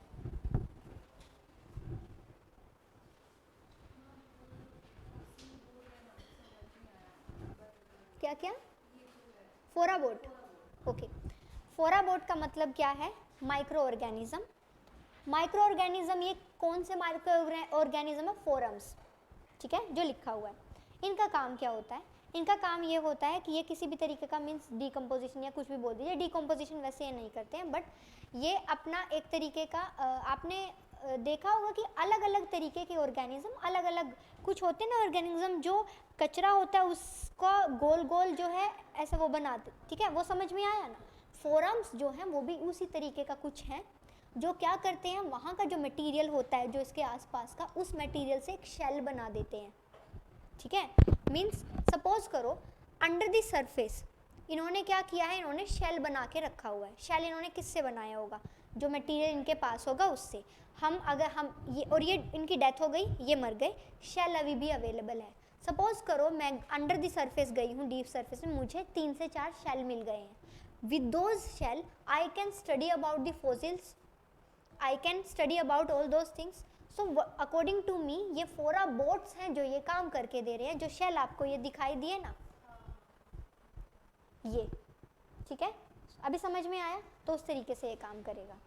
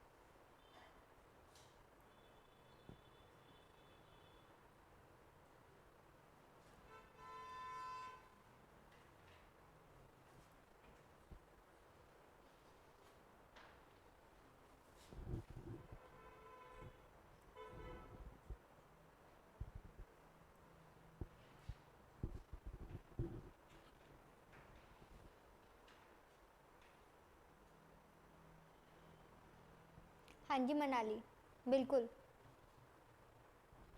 रिसर्च वर्क में ही ये हेल्प करते हैं। इससे हमें पता चल जाता है कि पहले कौन से फॉसिल्स रहे होंगे, क्या कुछ किस तरीके से लाइफ रही होगी, क्योंकि ये रेमिनेंट्स होते हैं जो उन्होंने अपने टाइम में बनाए होंगे और आफ्टर देयर डेथ हम उनको एज ए शेल की फॉर्म में उनको यूज़ कर सकते हैं।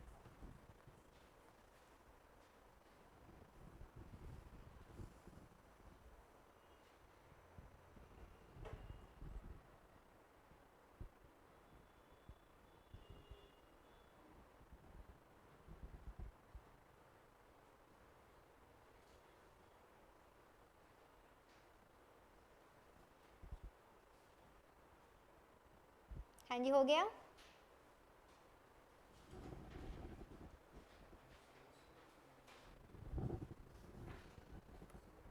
डेटा कलेक्ट करने में नहीं काम आते हैं, वो हमें डेटा एक्सट्रैक्ट कर जो हमें मिल गया है उसके इंफॉर्मेशन जो है कलेक्शन में हेल्प करते हैं, लाइक एनालाइज करना पड़ता है।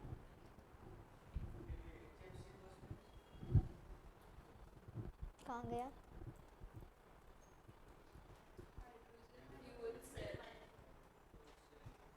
कहाँ गया?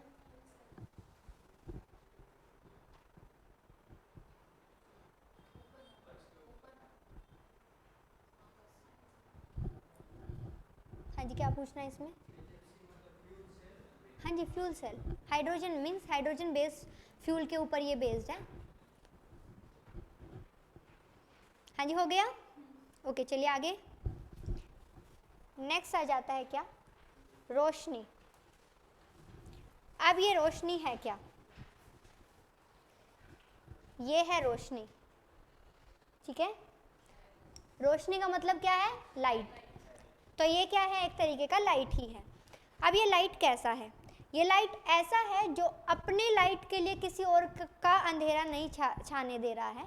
मतलब कि ये किसी तरीके का एमिशन, किसी तरीके का इलेक्ट्रिसिटी इधर से यूज़ उधर से यूज़, कोल बेस्ड इलेक्ट्रिसिटी बनाओ, ये बनाओ वो बनाओ, ऐसा कुछ नहीं कर रहा है।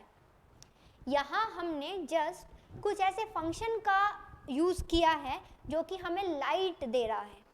अब आप नॉर्मली समझिए, अब मान लीजिए ये यहाँ पर इन्वर्टर रखा हुआ है, ठीक है, ये तो बैटरी रखे हुए है। घर में आपने देखा होगा, इधर तो दिल्ली में तो ज़रूरत नहीं पड़ती है, सबके होम टाउन में होगा बैटरी, उसके साथ इन्वर्टर। अब जो इन्वर्टर है उसके साथ जो उसका बैटरी रखा हुआ है, वो बैटरी में याद करिए कि कभी कभी क्या होता था कि उसमें पानी ख़त्म हो जाता था एंड जो डिस्टिल्ड वाटर जो है वो आप उसमें डालते थे। सो उससे क्या होती थी? उसकी एफिशिएंसी बढ़ती थी और जो है वो इलेक्ट्रिसिटी मतलब बनाता था, प्रोड्यूस करता था। वही सेम फंक्शन का यूज़ हमने इसमें किया है, ये जो आपको दिखाई दे रही है। अब ये है क्या? ये इंडिया का फर्स्ट सैटेलाइट वाटर लैंटर्न है। वाटर लैंटर्न मीन्स इसमें हम क्या करने वाले हैं? इसमें हम सलाइन वाटर जो है उस सलाइन वाटर को डालकर उससे इलेक्ट्रिसिटी बनाएंगे। इसका मतलब क्या? इसका मतलब तो ये कि आप जाइए गोवा घूमने एंड वहाँ से जो है पूरा ट्रक टैंक भर के पानी ले आइए और उस टैंक भरे हुए पानी से, क्योंकि सलाइन वाटर मिल ही जाएगा आपको वहाँ पे, एंड फिर आप क्या करिए, उसको प्लास्टिक के ऐसे बॉक्स बनाइए, उसमें पानी भरिए और उसके ऊपर लगा दीजिए एक बल्ब और सोचिए कि ये इससे जलना स्टार्ट होगा। ठीक है, हो जाएगा क्या ऐसे? ऐसे नहीं होगा। सो बेसिक क्या होगा दैट हमारे पास जो हम डिवाइस बनाएंगे वो हम उसमें मैग्नीशियम का यूज़ करेंगे and when the magnesium will work with the saline water then जो है उससे इलेक्ट्रिसिटी प्रोड्यूस होगी। सो ये पूरा का पूरा एक मैकेनाइज सिस्टम होगा, डिवाइस बेस्ड होगा, जिसमें हम क्या करेंगे, electric energy, we will try to produce the electric energy with the salt water electrolytes, means कि इसमें पूरे के पूरे इलेक्ट्रोलाइट्स यूज होंगे and these salt water electrolytes they will react with the magnesium that is available or that is inside the device and उसके function के through हम क्या करेंगे, लाइट प्रोड्यूस करेंगे। सो ये पूरा का पूरा किया जाएगा किसमें, रोशनी के केस में। अब ये बनाई किन्होंने है, it is developed by the National Institute of Ocean Technology and you know very well this is your homework NIOT।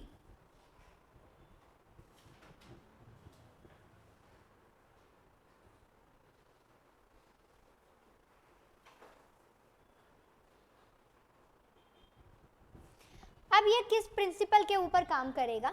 This is going to work on the principle of galvanic cell या voltaic cell के principle पर ये काम करेगा।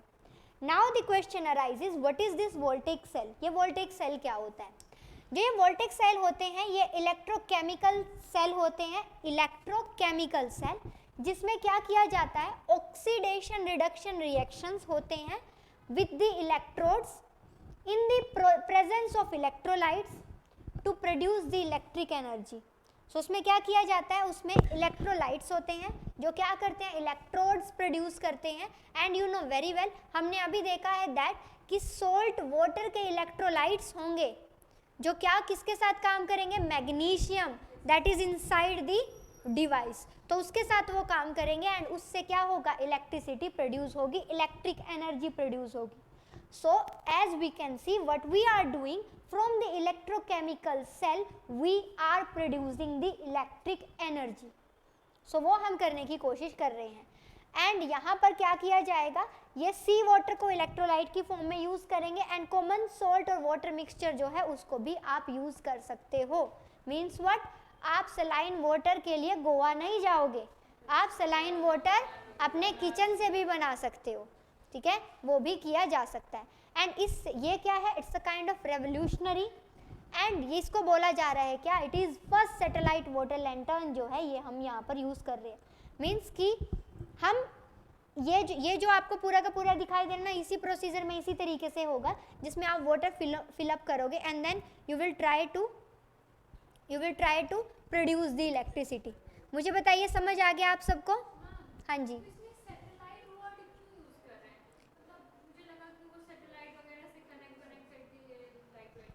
Satellite से connect नहीं कर रहे हैं, मीन्स व्हाट कि ये हम जो लाइट का ये हमने जो सिस्टम यूज़ किया है ना, ये लैंटर्न को वैसे बोला जा रहा है दैट कि ये यू कैन से कि फैंसी नेम हो सकता है या वो सब चीज़ें हो सकती है, तो उसके फॉर्म में हम करने की कोशिश करें।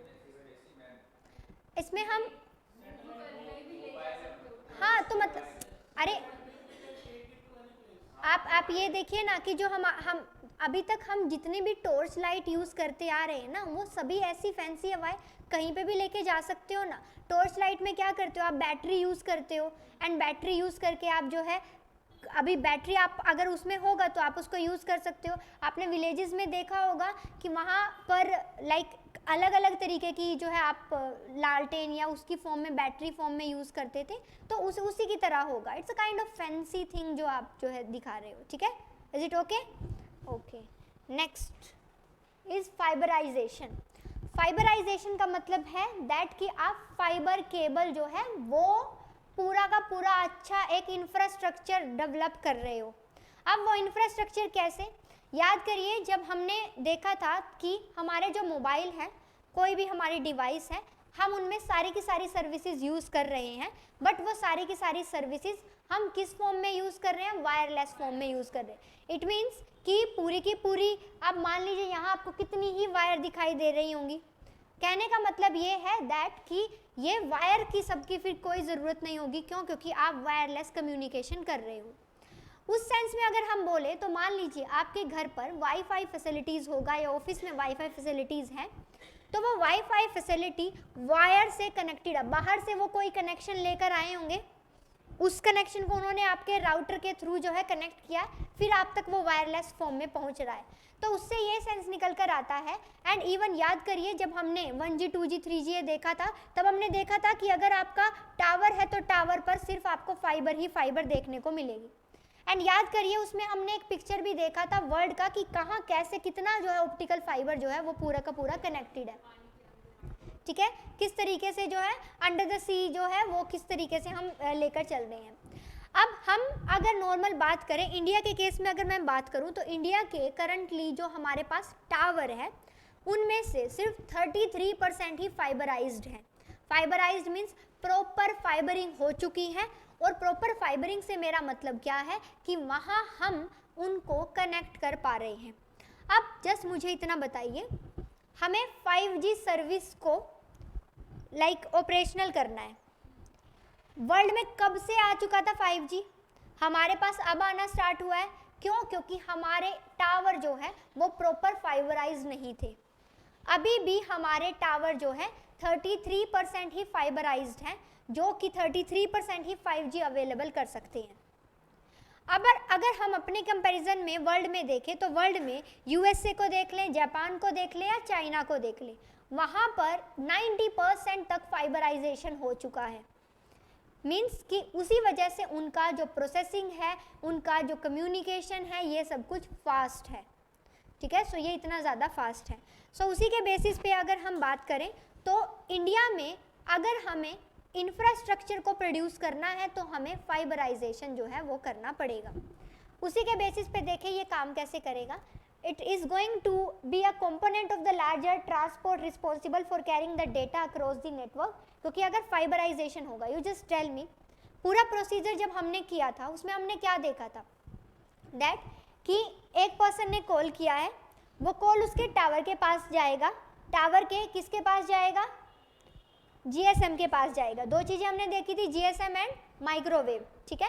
वो किसके पास गया था, जीएसएम के पास गया। जीएसएम वो रेक्टेंगुलर वाला पार्ट जो कि टावर के ऊपर था, तो जीएसएम के पास गया। जीएसएम ने फिर उसको आगे ट्रांसफ़र किया था कहाँ, मोबाइल स्विचिंग सेंटर में, मोबाइल स्विचिंग सेंटर में।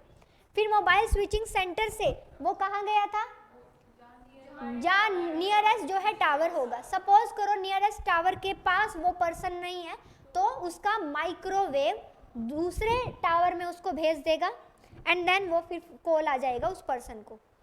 अब टावर और पर्सन के बीच में, जीएसएम और पर्सन के बीच में, माइक्रोवेव और पर्सन के बीच में हुआ है वायरलेस कनेक्शन, बट बाकी का पूरा क्या हुआ था, wire based. So it means वहाँ पूरे के पूरे सिस्टम में क्या चाहिए, ऑप्टिकल फाइबर, और वहाँ क्या चाहिए, फाइबराइजेशन, so that we can carry the data across the network, so that we can carry the data across the network। ये पूरा प्रोसीजर बाकी का वायर से कनेक्टेड है, सो इस वजह से वो पूरा का पूरा सिस्टम हो सकता है। अब फाइबराइजेशन अगर हम कर देते हैं, that will aid the programme like the Bharat net and the smart transition into the 5G।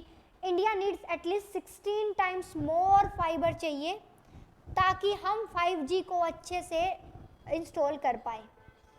और कितना फास्ट कनेक्टिविटी होगा ये डिपेंड करता है हमारे कितने ज़्यादा टावर, कितने मोबाइल स्विचिंग सेंटर और क्या इंफॉर्मेशन जो है हमने फीडअप की हुई है, हमारे सुपर कंप्यूटर कितना जो है प्रोसेसिंग करते हैं। Why, because it's all about the database. And याद करिए मोबाइल स्विचिंग सेंटर काम कैसे कर रहा था, आप जो सिम लेते हो एंड सिम के साथ में आप अपना इंफॉर्मेशन देते हो, उस इंफॉर्मेशन के बेस पे वो काम करता है, ठीक है। सो इस तरीके से ये पूरा का पूरा काम हो रहा था। Is it okay? नेक्स्ट, हाँ जी, फाइबर देख लीजिए, इनका भी मुंह दिखाई कर लीजिए। नेक्स्ट आ जाता है इंडिया का लार्जेस्ट फ्लोटिंग सोलर प्लांट। अब ये तो सोलर प्लांट मैंने आपको दिए भी थे, तब भी आप कवर कर ही चुके होंगे इसको, है ना। जो करता है उसी के हुआ होगा, जो नहीं करता है उसका नहीं हुआ होगा, है ना किशोर? मुँह से बोल तो दो, हाँ जी मैम कुछ तो बोलो।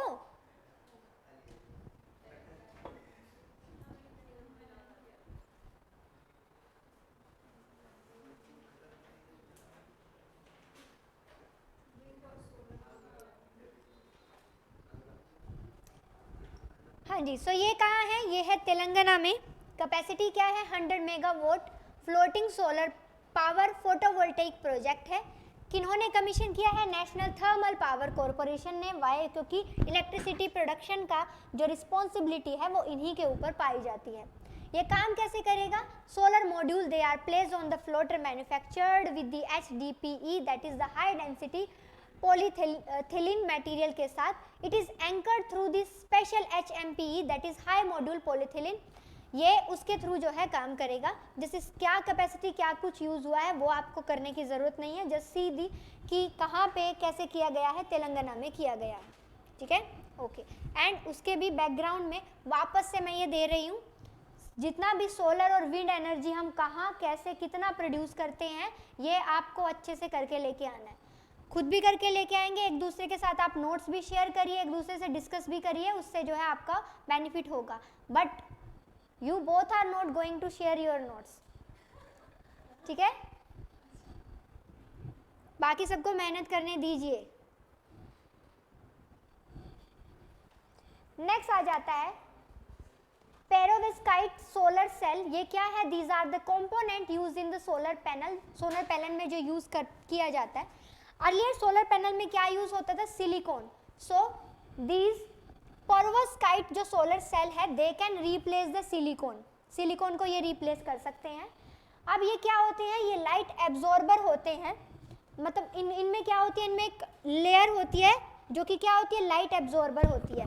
लाइट एब्जॉर्बर का मतलब क्या है? अगर कोई लाइट पड़ेगी तो ये क्या करेंगे? एब्जॉर्ब करेंगे। जितना फास्ट एब्जॉर्ब करेंगे उतनी ज़्यादा हम जो है इलेक्ट्रिसिटी बना सकते हैं। अब इनका फीचर क्या है? These are more power, they have more power conversion efficiency. More power conversion efficiency होगी क्यों? क्योंकि ये फास्टली एब्जॉर्ब कर लेते हैं with the potential for the higher performance. And ये क्या होते हैं? लेस स्टेबल होते हैं compare to the photovoltaic technologies के कंपैरिजन में। अब इनका डिस्टिंक्ट फीचर क्या निकल कर आता है? They can decompose when they react with the moisture and the oxygen. कि ये डीकम्पोज कर जाते हैं। It means what? दैट कि हम जब तक हमें काम चाहिए तब तक हम काम करेंगे, एंड जब हमें काम इनसे नहीं चाहिए हम इनका डीकम्पोजिशन करवा देंगे with the help of the oxygen and the moisture.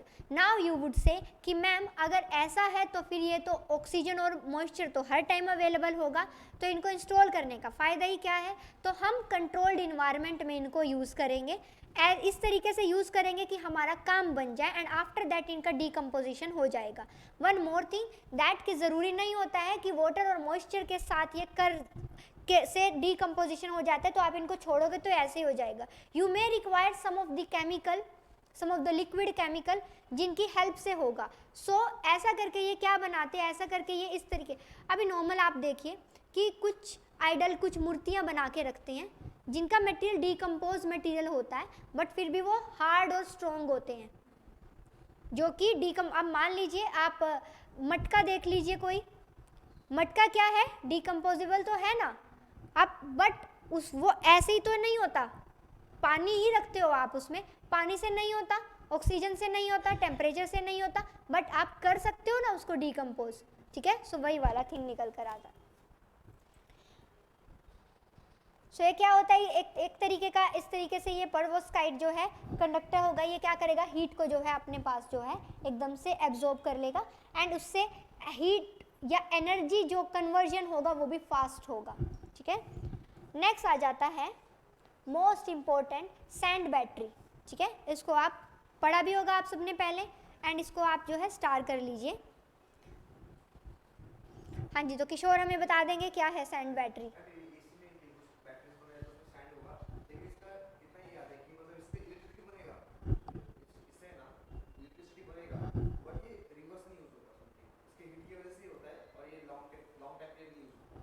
Okay, हाँ जी, कोई और बता सकता है? फिनिश कंपनी जो है उन्होंने ये बनाया है। ओके, चलिए कोई बात नहीं, हम देख लेते हैं। फिनिश जो रिसर्चर्स हैं उन्होंने इंस्टॉल किया है वर्ल्ड का first fully working sand battery. As a name suggest, sand को ये यूज़ कर रहे हैं। We know very well that sand का क्या होता है? सैंड का एक प्रॉपर्टी होता है दैट वो हीट को स्टोर कर लेता है एंड फिर उसको थोड़ा थोड़ा सा ही लूज़ करता है। मीन्स एकदम से नहीं करता है। डेजर्ट में ऐसे ही होता है बेसिकली।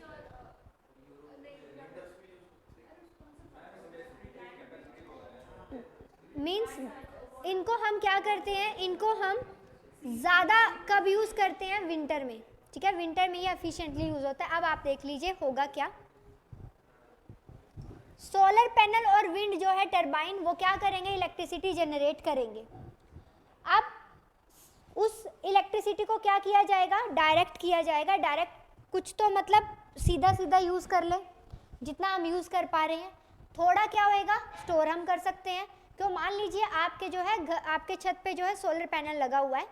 अब कुछ तो इलेक्ट्रिसिटी है, मान लीजिए आप यूज़ कर रहे हो। अब मान लीजिए आप सब बाहर गए हुए हो और घर बंद है, इलेक्ट्रिसिटी तो बन रहा है ना, पर वो अभी इस टाइम पे यूज़ नहीं हो रहा है, तो उसको क्या कर सकते हैं? उसको हम स्टोर कर सकते हैं। तो इट मीन्स व्हाट कि कुछ डायरेक्ट कर दिया जाएगा कि यूज़ हो जाए, कुछ जो बचेगा उसको हम क्या करेंगे? We will try to store.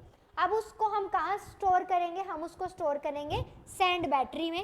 And sand battery वो क्या करेगी, धीरे धीरे उसको जो है लाइक घर में मीन्स फिर डायरेक्ट करेगी उसको, तो उससे हम घर में अपना जो भी कुछ भी काम करना है तो वो आराम से कर सकते हैं। अब ये सैंड बैटरी क्या करेगी, उस इलेक्ट्रिसिटी को प्रिजर्व कर लेगी एंड फिर क्या करेगी, धीरे धीरे लूज करेगी। तो इतना हाईली एफिशिएंट ये नहीं होगा। क्यों नहीं होगा, क्योंकि ऐसे नहीं आप कर सकते हो जैसे कि आप अपना इन बैटरीज में कर देते हो कि पूरा का पूरा फिर कितने ही लंबे टाइम तक चल सकता है। तो इतने लंबे टाइम तक ये हमें नहीं वो फैसिलिटी दे पाएगा। क्यों, क्योंकि धीरे धीरे तो वो सैंड जो है लूज करता ही रहता है, अपनी जो है हीट हो उसके अंदर होती है, तो हीट को स्टोर करेगा।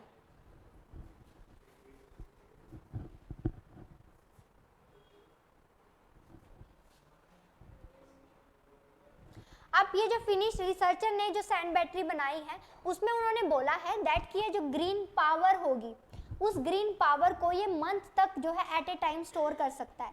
Now understand one thing that there is a difference between the heat and the electricity और द ग्रीन पावर।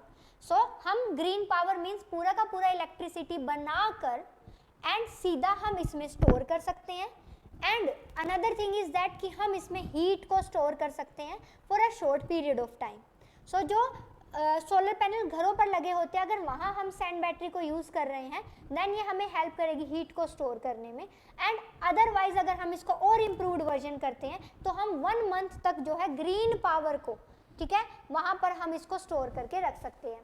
अब ये काम कैसे करेगा, लो ग्रेड सैंड को हम यूज़ करेंगे। The device is charge up with the heat made from the cheap electricity, जैसे कि सोलर और विंड से हमने किया है, उससे हम इस डिवाइस को चार्ज करेंगे। एंड देन सैंड जो है जो कि सिलोज में, जिसको मान लीजिए जो हमने यू कैन से जैसे कि आप अपना गेहूं रखते होते हैं सिलोज में, वैसे ही सेम सैंड को जो है सिलोज में हम स्टोर करके रख सकते हैं एट अराउंड 5 डिग्री सेल्सियस तक, 500 डिग्री सेल्सियस के पास जो है वो हम रख सकते हैं। ठीक है, is it okay?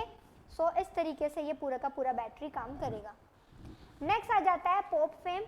Pope FAME is nothing but it's a polycyclical propanated fatty acid methyl ester. ये है क्या, ये एक तरीके का फ्यूल है। किससे बनता है, बैक्टीरिया से बनता है। आप ये देख सकते हो दीज आर द बैक्टीरिया जो क्या बना रहे हैं, फ्यूल बना रहे हैं। It is developed by scientist of the USA. ये कैसे प्रोड्यूस किया जाता है, साइक्लोप्रोपेन ये एक तरीके का नेचुरली प्रोड्यूस फ्यूल है जो कि बैक्टीरिया बनाते हैं। फैमिली का नेम क्या है, स्ट्रेप्टोमाइसिस। स्ट्रेप्टोमाइसिस जो है उससे बनता है। अब ये जो पोप फेम है it is found to have energy density इनमें होती है। You know very well that की एनर्जी को हम मेजर किस में करते हैं, जूल की फॉर्म में करते हैं। ठीक है, अब इसका हम एप्लीकेशन कहाँ कर सकते हैं, हम इसका एप्लीकेशन कर सकते हैं रॉकेट फ्यूल की तरह। ठीक है, रॉकेट इंजन में जो है इसका हम यूज़ कर सकते हैं। सो ये एक पोप फेम जो है कहाँ, रॉकेट जो है इंजन में इसका यूज़ किया जा सकता है as a rocket fuel.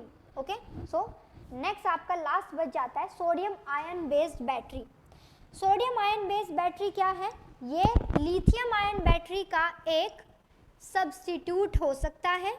Lithium ion battery के केस में अगर हम देखें तो लिथियम जो है बोला जाता है इज लिमिटेड अवेलेबिलिटी है उसका। अभी तो हमारे पास चलिए मिल गए हैं बट अभी बहुत टाइम लगेगा हमें उनको एक्सट्रैक्ट करके काम करने में। एंड ये बोला जाता है कि इसका माइनिंग कॉस्ट जो है वो बहुत ज़्यादा आता है, लिथियम का एनवायरमेंटल कॉस्ट। एंड ये क्या है, ये एक्सपेंसिव भी होता है एंड इसका परफॉर्मेंस भी जो है लो होता है अगर हम कूलर टेम्परेचर में इसको लेकर काम करें। इसके रिप्लेसमेंट की फॉर्म में लाइक अ सब्स्टिट्यूट हमारे पास आ सकता है क्या, sodium ion based battery.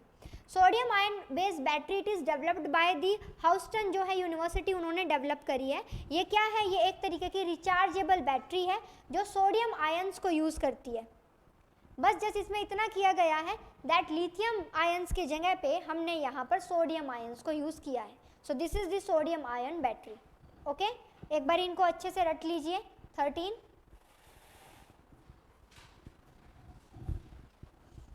And फिर हम आगे करेंगे। हाँ जी, आपने वो बनाया था ना 10 नंबर पेरोक्साइड सोलर सेल। हाँ जी, तो मैम उसमें एक लाइन लिखा हुआ है ओके, फीचर्स में हाँ जी, less stable compare to photovoltaic technology. हाँ जी। तो मैम ये अच्छी बात है या बुरी बात है? दैट्स यू कैन से कि है तो बुरी बात that they are not stable, but क्या है कि हमें कुछ पाने के लिए कुछ छोड़ना भी पड़ता है. सो बट उसके बावजूद ये बोला जाता है कि जो वोल्टेक उनकी जो लाइफ की अगर हम बात करें ना, फोटोवोल्टेइक जो सेल होते हैं जिनको उनकी लाइफ मोर स्टेबल होती है, मीन्स कि उनका लाइफ लंबे टाइम तक चलता है, उस बेसिस पे अगर हम बात करें तो ये वो इतना like you we can say कि इन ऊपर से ये क्या है, डिकम्पोजेबल मटेरियल जो होता है उनका लाइफ भी जो है शॉर्ट होता है. ठीक है, सो उस पॉइंट के ऊपर भी इनको बोला गया. एंड वो जो एफिशिएंसी वाला जो पॉइंट आप बोल रहे हो ना, एफिशिएंसी वाला पॉइंट तो ये बोला जाता है दैट कि जो जितना पावरफुल होगा for a short period of time वो बहुत ज़्यादा काम करके देगा. फोटोवोल्टेइक सेल जो होते हैं with the passage of the time, जो लंबे टाइम तक चल रहे हैं, उनकी एफिशिएंसी टाइम के साथ साथ कम होती चली जाएगी, but we are not going to replace them. But in case of these जो हम या ये डिकम्पोजेबल मटेरियल वैसे है तो इनका रिप्लेसमेंट जल्दी हो जाता है. सो वो भी इसका एक जो है फीचर निकल कर आता है. अच्छा चलिए इतना आप रख लीजिए कि फोटोवोल्टेइक सेल जो हमारे नॉर्मल सेल होते हैं वो कैसे हैं, वो लंबे टाइम तक चलते हैं. ठीक है, ये जो है ये लंबे टाइम तक नहीं चलते. ठीक है, बट जो लंबे टाइम तक चलता है उसकी एफिशिएंसी कम होती चली जाती है. जो शॉर्ट पीरियड ऑफ टाइम के लिए मीन्स ये मोस्ट एफिशिएंट होगा, लेस एफिशिएंट हुआ डिकम्पोज हो जाएगा. ठीक है, इतना आप रख लीजिए. ओके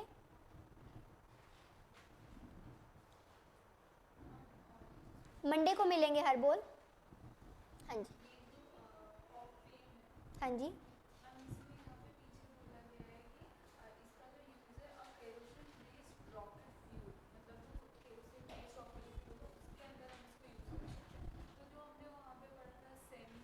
सेमी क्रायोजेनिक केरोसिन जो हम, हाँ एग्जैक्टली बिल्कुल किया नहीं, इसको सेमी क्रायोजेनिक में हम करते हैं, तो सेमी क्रायोजेनिक में हम कर सकते हैं. बिल्कुल क्रायो देखो what's the main difference between the cryo and the semi, that in the semi cryogenic it is lighter than the cryogenic. Lighter होता है ना, वाई बिकॉज केरोसिन जो है लाइटर होता है. सो सेमी क्रायोजेनिक में भी अगर हम इसी को यूज़ करें और उसमें भी उसी को यूज़ करें तो डिफरेंस नहीं आएगा. इस वजह से क्रायोजेनिक में नहीं कर सकते, सेमी क्रायोजेनिक में कर सकते. यस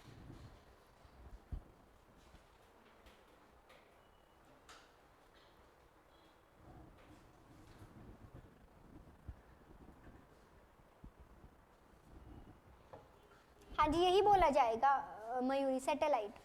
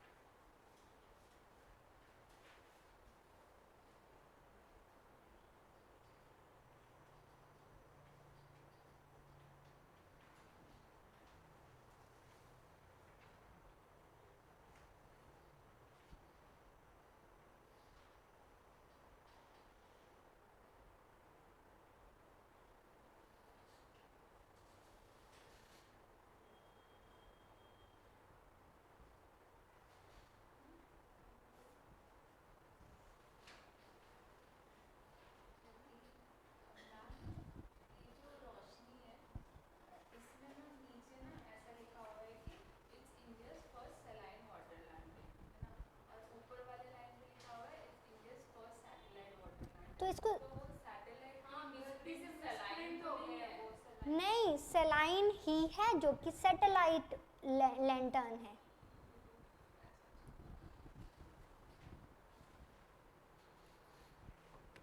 अरे सैटेलाइट का रोल नहीं है. अरे सलाइन ही है बट इसको फैंसी नेम में जो है सैटेलाइट भी बोल देते हैं. है तो सलाइन वाटर बेस्ड ही.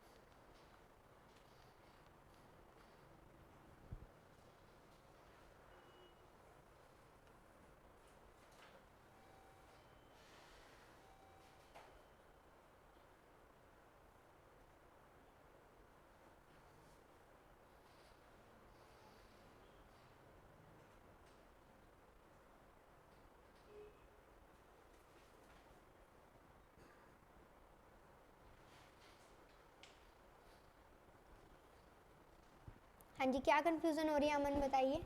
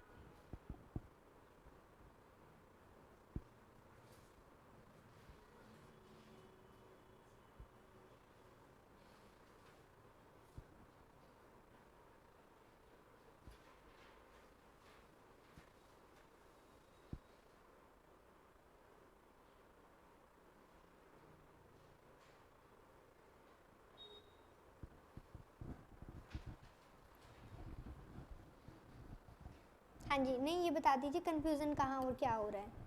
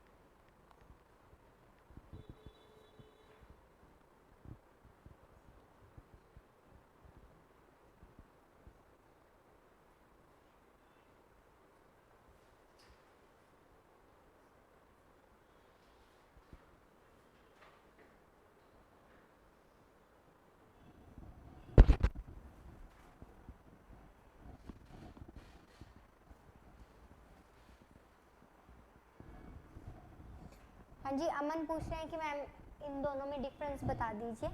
जो पर्वोस्काइट है ये नॉर्मल सिंपल है कि इसमें एक लेयर होगी जो कि सारी की सारी रेज को एब्जॉर्ब कर रही होगी।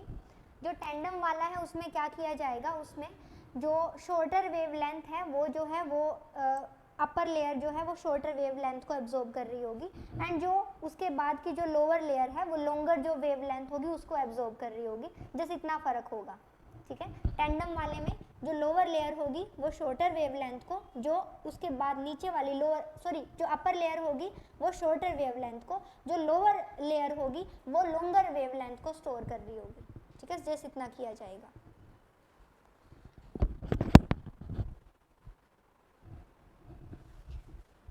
चलिए अब आप नेक्स्ट आ जाइए, स्पेस टेक्नोलॉजी। अब स्पेस टेक्नोलॉजी में आपको 3 सेक्शन देखने को मिलेंगे। पहला है नासा ने जितने भी प्रोग्राम लॉन्च किए हैं वो। नासा के अगर हम देखें फर्स्ट सेकंड थर्ड टोटल 10 है। उसके बाद अदर्स मींस जो बाकी अदर कोई यूएई ने कर दिया, कोई चाइना ने कर दिया, तो 6 के अराउंड वो देखने को मिलेंगे, 5 to 6। देन इसरो के आपको देखने को मिलेंगे कि इसरो ने क्या क्या किया है, वो अलग रहेंगे 8। उसके बाद कंप्यूटिंग एंड एआई। मंडे को आपको हेल्थ वाला जो है वो हैंड आउट मिल जाएगा जिसमें हेल्थ रिलेटेड थिंग्स निकल कर आएंगे, ठीक है। अब यहाँ पर आ जाइए अदर्स। पहले अदर्स कर लेते हैं हम, नासा वाला हम बाद में करेंगे क्योंकि ज़्यादा है, वो एक गो में हो जाएगा। मंडे को नासा, इसरो और बाकी कंप्यूटिंग वाला जो हमारा होगा वो हो जाएगा। अब यहाँ अदर्स में देख लीजिए, पहला आता है क्या, टियांगोंग स्पेस स्टेशन। अभी हमें हाल फिलहाल में पता है इंटरनेशनल स्पेस स्टेशन है, ठीक है। अब वो इंटरनेशनल स्पेस स्टेशन जो है उसका लाइफ कब तक का है, 2024 तक का है, उसके बाद उसका लाइफ एक्सपायर हो जाएगा। एंड जो टियांगोंग स्पेस स्टेशन है ये स्पेशली किसका स्पेस स्टेशन है, चाइना स्पेस स्टेशन। कौन सा लाइक ऑर्बिट है जिसमें कि स्पेस स्टेशन को इंस्टॉल किया जाता है। Very good, very good. अब ये काम क्या करेगा, अच्छा पर हाँ आपको तो याद था, इसमें तो पढ़ा भी नहीं होगा। ये चाइना का परमानेंट स्पेस स्टेशन है that will operate in the low earth orbit at an altitude from 340 kilometre to 450 kilometre. You know very well that somewhere you would found 160 to 1000 kilometre, but actually में जो हमने standard मान के किया था that is 200 से लेकर 2000 kilometre तक का is the low earth orbit. And then medium earth orbit is 35,000 के अराउंड। एंड देन उसके बाद आ जाता है आपका जियो स्टेशनरी ऑर्बिट या हाई अर्थ ऑर्बिट भी हम उसको बोल सकते हैं। फीचर क्या रहेगा, इसका लाइफ स्पैन रहेगा एटलीस्ट 10 ईयर का। डिस्टिंक्ट फीचर क्या है, it is named after the Chinese word for heavenly palace और सेलेस्टियल पैलेस के नाम पर इसका नाम रखा गया है टियांगोंग। तो टियांगोंग का मतलब है एक सेलेस्टियल पैलेस या फिर एक हेवनली जो है पैलेस।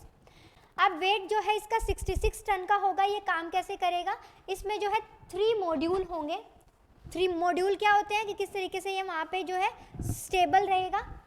टियान है कोर मॉड्यूल होगा जिसको हम हेवनली रिवर बोलते हैं, क्रू मॉड्यूल होगा एंड इसके साथ जो है इसमें एक जो है मैंगशियन जो है ड्रीमिंग ऑफ द हेवन ये हम रखेंगे। मॉड्यूल के नेम आपको याद करने की ज़रूरत नहीं है, बस आपको पता होना चाहिए 3 मॉड्यूल रहेंगे। यूपीएससी ऐसे नेम के ऊपर काम नहीं करता है।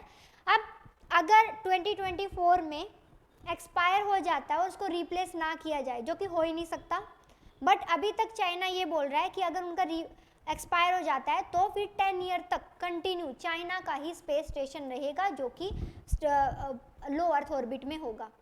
अब इंडिया अगर अपना सेटअप कर देता है जिसमें कि टाइम लगेगा, इंटरनेशनल स्पेस स्टेशन अपना ही रिप्लेसमेंट भेज देगा, जो कि नॉर्मल सी कन्वेंशन है कि ऐसा ही होगा, ठीक है।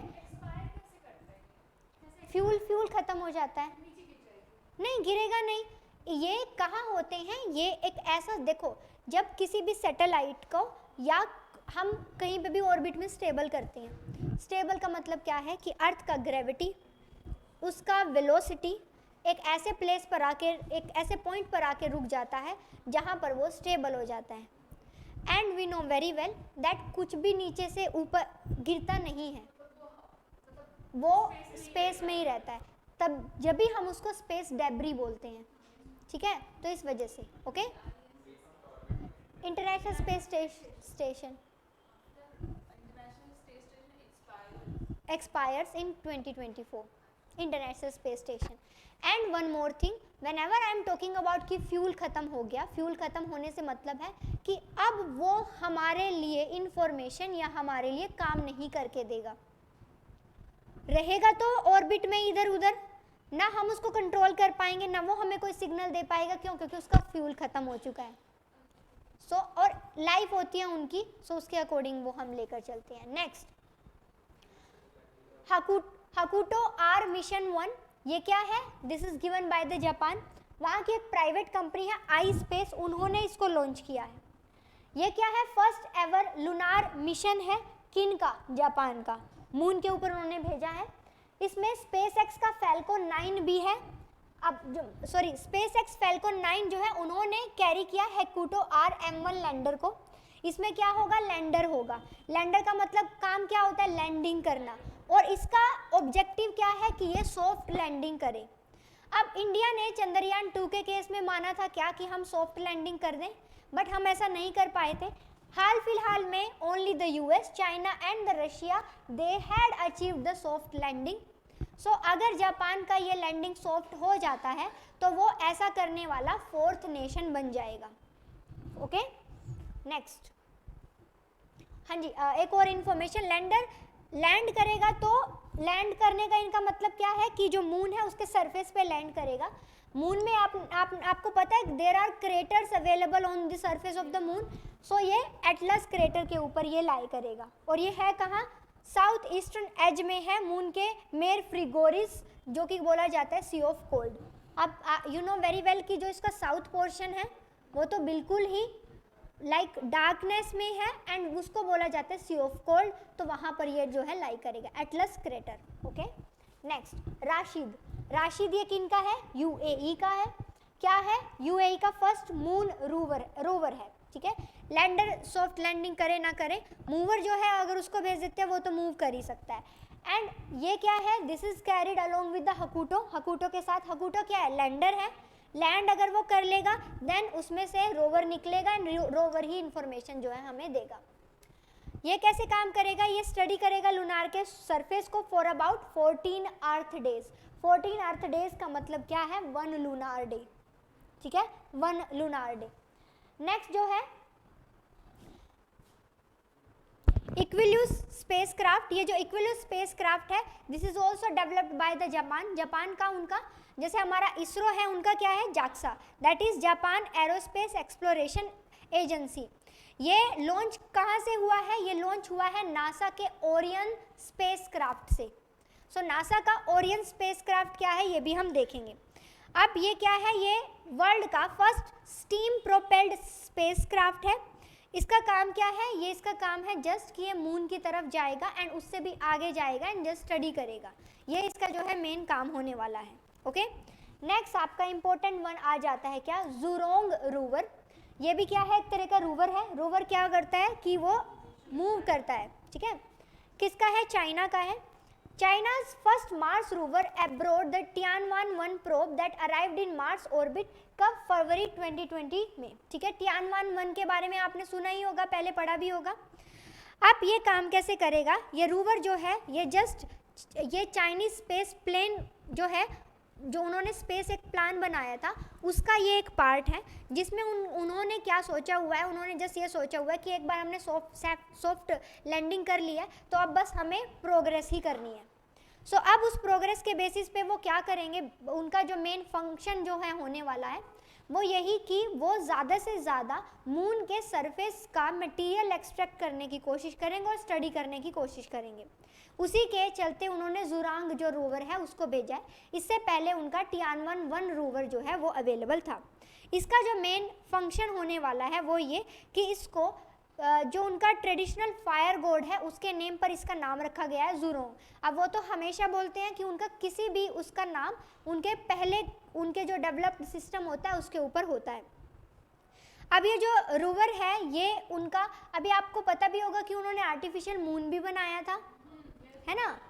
तो वही इनका जो उन्होंने स्पेस प्लान बनाया हुआ है उसी का एक जो है फंक्शन माना जा रहा है. ओके. ये आपके जो है 5 पार्ट जो है ये कंप्लीट हो गए हैं. एक बार इनकी रीडिंग ले लीजिए, फिर हम सुनेंगे, फिर हम आगे बढ़ जाएंगे.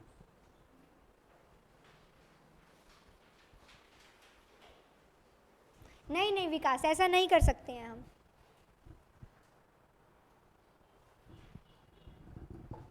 उनका लाइफ होता है. अगर ऐसा ही होता ना तो हमें क्या करना होता है, हमें हमारे अर्थ ऑब्जर्वेशन सैटेलाइट, हमें हमारे जो कम्युनिकेशन सैटेलाइट्स होते हैं उनको रिप्लेस करना पड़ता है. क्यों करना पड़ता है, इसी वजह से करना पड़ता है क्योंकि फ्यूल ख़त्म हो जाता है एंड आप जाके ऐसे खड़े होकर उसमें फ्यूल नहीं कर सकते हो. ठीक है, वो नहीं कर सकते हो.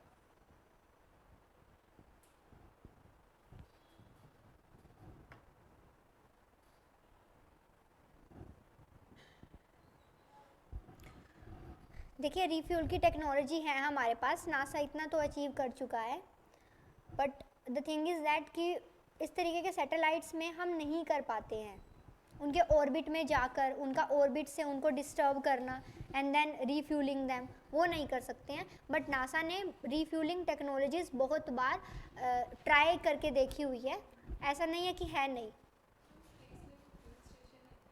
नहीं, फ्यूल स्टेशन नहीं है। देखो इंटरनेशनल स्पेस स्टेशन है, वो क्या कर रहा है, वो सर्विस ही प्रोवाइड कर रहा है रिगार्डिंग दी स्पेस और ये सब कुछ चीज़ों को लेकर अगर हम बात करें तो।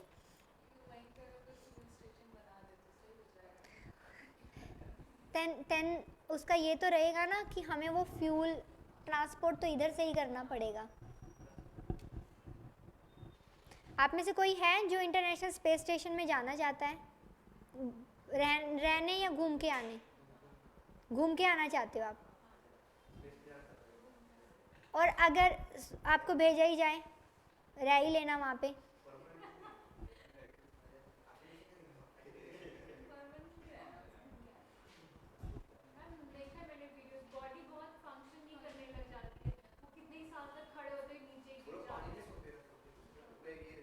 वो वहाँ मतलब उनको जैसे होता है ना कि एक एरिया से आप दूसरे एरिया में गए, आपको जेट लैग हो गया है, वहाँ एक्सट्रीम लेवल का होता है। इवन दो लाइक ऐसे थे ट्विंस, तो ट्विंस जो होते हैं, ट्विंस का 100% डीएनए मैचिंग होता है अगर वो मोनोजाइगोटिक ट्विंस है तो। सो मोनोजाइगोटिक ट्विंस के केस में 100% डीएनए सेम रहता है। अब अगर आपके सिबलिंग से डीएनए चेक करेंगे ना तो वो 75% मैच करेगा, इसीलिए ऑर्गन मैचिंग में भी 75% का रहता है। अब आपका डीएनए सिर्फ आपसे ही मैच कर सकता है, आपके पेरेंट्स से उसका 50-50 रहेगा, लाइक ठीक है, आपके पेरेंट्स से आपका 50% हो सकता है। तो ये देखा गया दैट कि ट्विंस को भेज के कि एक इधर ही एक उधर, कि किस तरीके के डीएनए चेंजेस होने के चांसेस हैं। लाइक यहाँ पे जो उनका भाई होगा, मतलब भाई ही थे वो, यहाँ पे जो उनका भाई होगा उनका डीएनए सैंपल लेकर चेक करेंगे जो पर्सन भेजा गया है उसके डीएनए से। सो आई वाज जस्ट थिंकिंग कि जब उनको भेजा जा रहा था कि पहले जैसे दो होंगे ना कि ऐसे होगा कि राम श्याम, पहले डिसाइड राम हो गया होगा, उसने रात में कुछ ऐसे करके तिगड़म जो है शाम को पहुंचा दिया हो, तो ऐसा भी हो सकता है।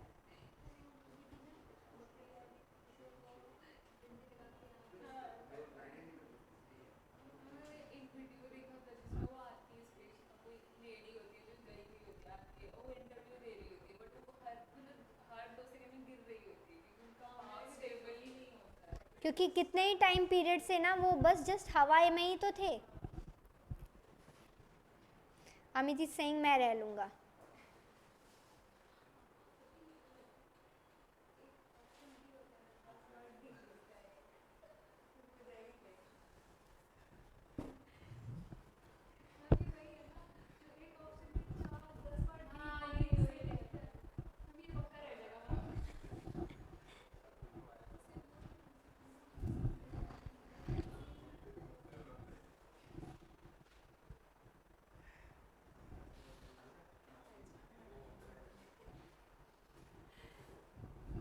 कौन सा बोल रहे हो अर्शप्रीत आप?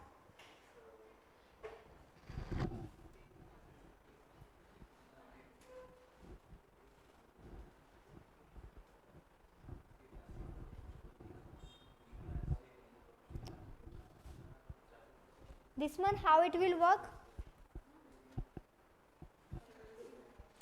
It's just इसके 3 मॉड्यूल होंगे, टियान है crew module and the laboratory cabin module, and एक मेंशन होगा that is dreaming of the haven, quest for the haven, just name रखे गए हैं।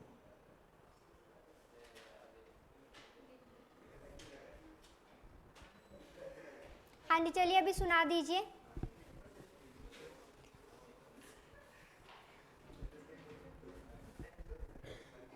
हाँ जी मंजीत, हकूटो आर मिशन, ओके। अच्छा जो मैं पूछूं वो बताओगे या खुद ही बताओगे? मैं पूछ लेती हूँ। ओके, मेरे को बता दीजिए कि हकूटो आर मिशन को कौन लेके गया था? फैल्कन 9, ठीक है, ओके। हाँ जी, नेक्स्ट मुझे बताएंगी दीपाली। नहीं, तबीयत ख़राब है, मैं नहीं पूछूंगी, आराम करो आज आप। हाँ जी, मुझे बताएंगे दिलजीत। दिलजीत मुझे बता दीजिए, राशिद जो है वो किस कंट्री का है? हाँ, यूएई, ओके। हाँ जी, नेक्स्ट मुझे बताएंगे उमेश।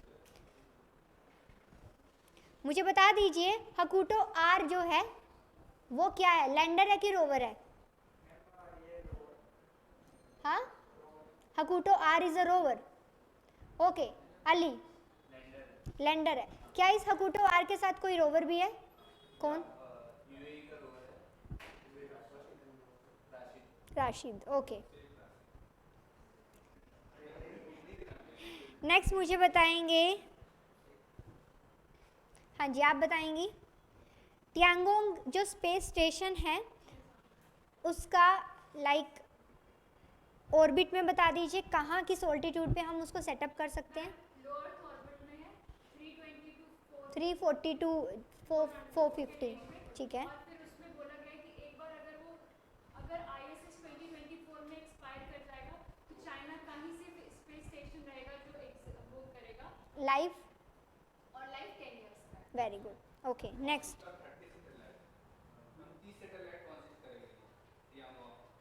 क्या करेगा? 30 सैटेलाइट लेके जाएगा। ओके ओके, हाँ जी। नेक्स्ट आप मुझे बताइए, ज़ुरोंग रोवर।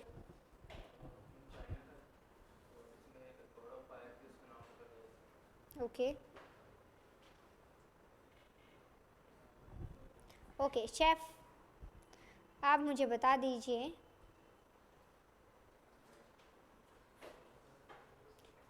Sodium ion battery.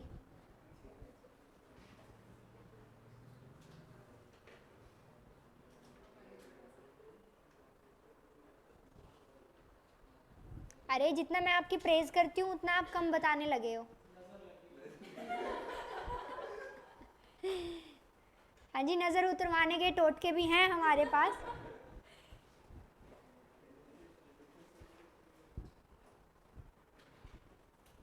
किशोर आयन बैटरी,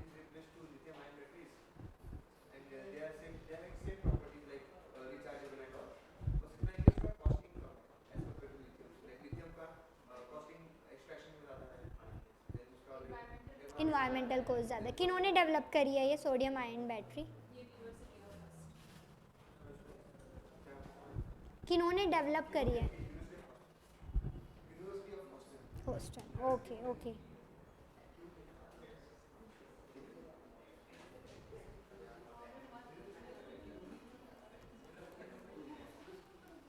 हाँ जी, Noman, POP FAME, POP fame.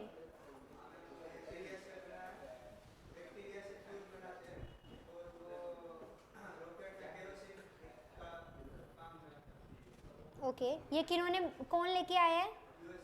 Very good very good very good, ठीक है। सो अभी होमवर्क आपको मिल गया है, मंडे को मिलेंगे अभी हम, एंड अच्छे से आपको करके लेके आना है।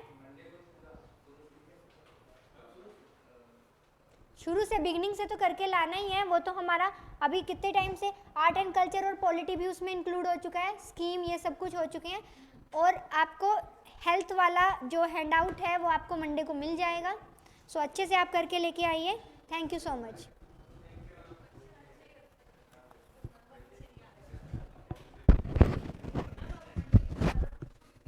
पूछे वाला, हाँ, सारा सारा सारा इन्वायरमेंट से लेकर अभी आर्ट एंड कल्चर तक।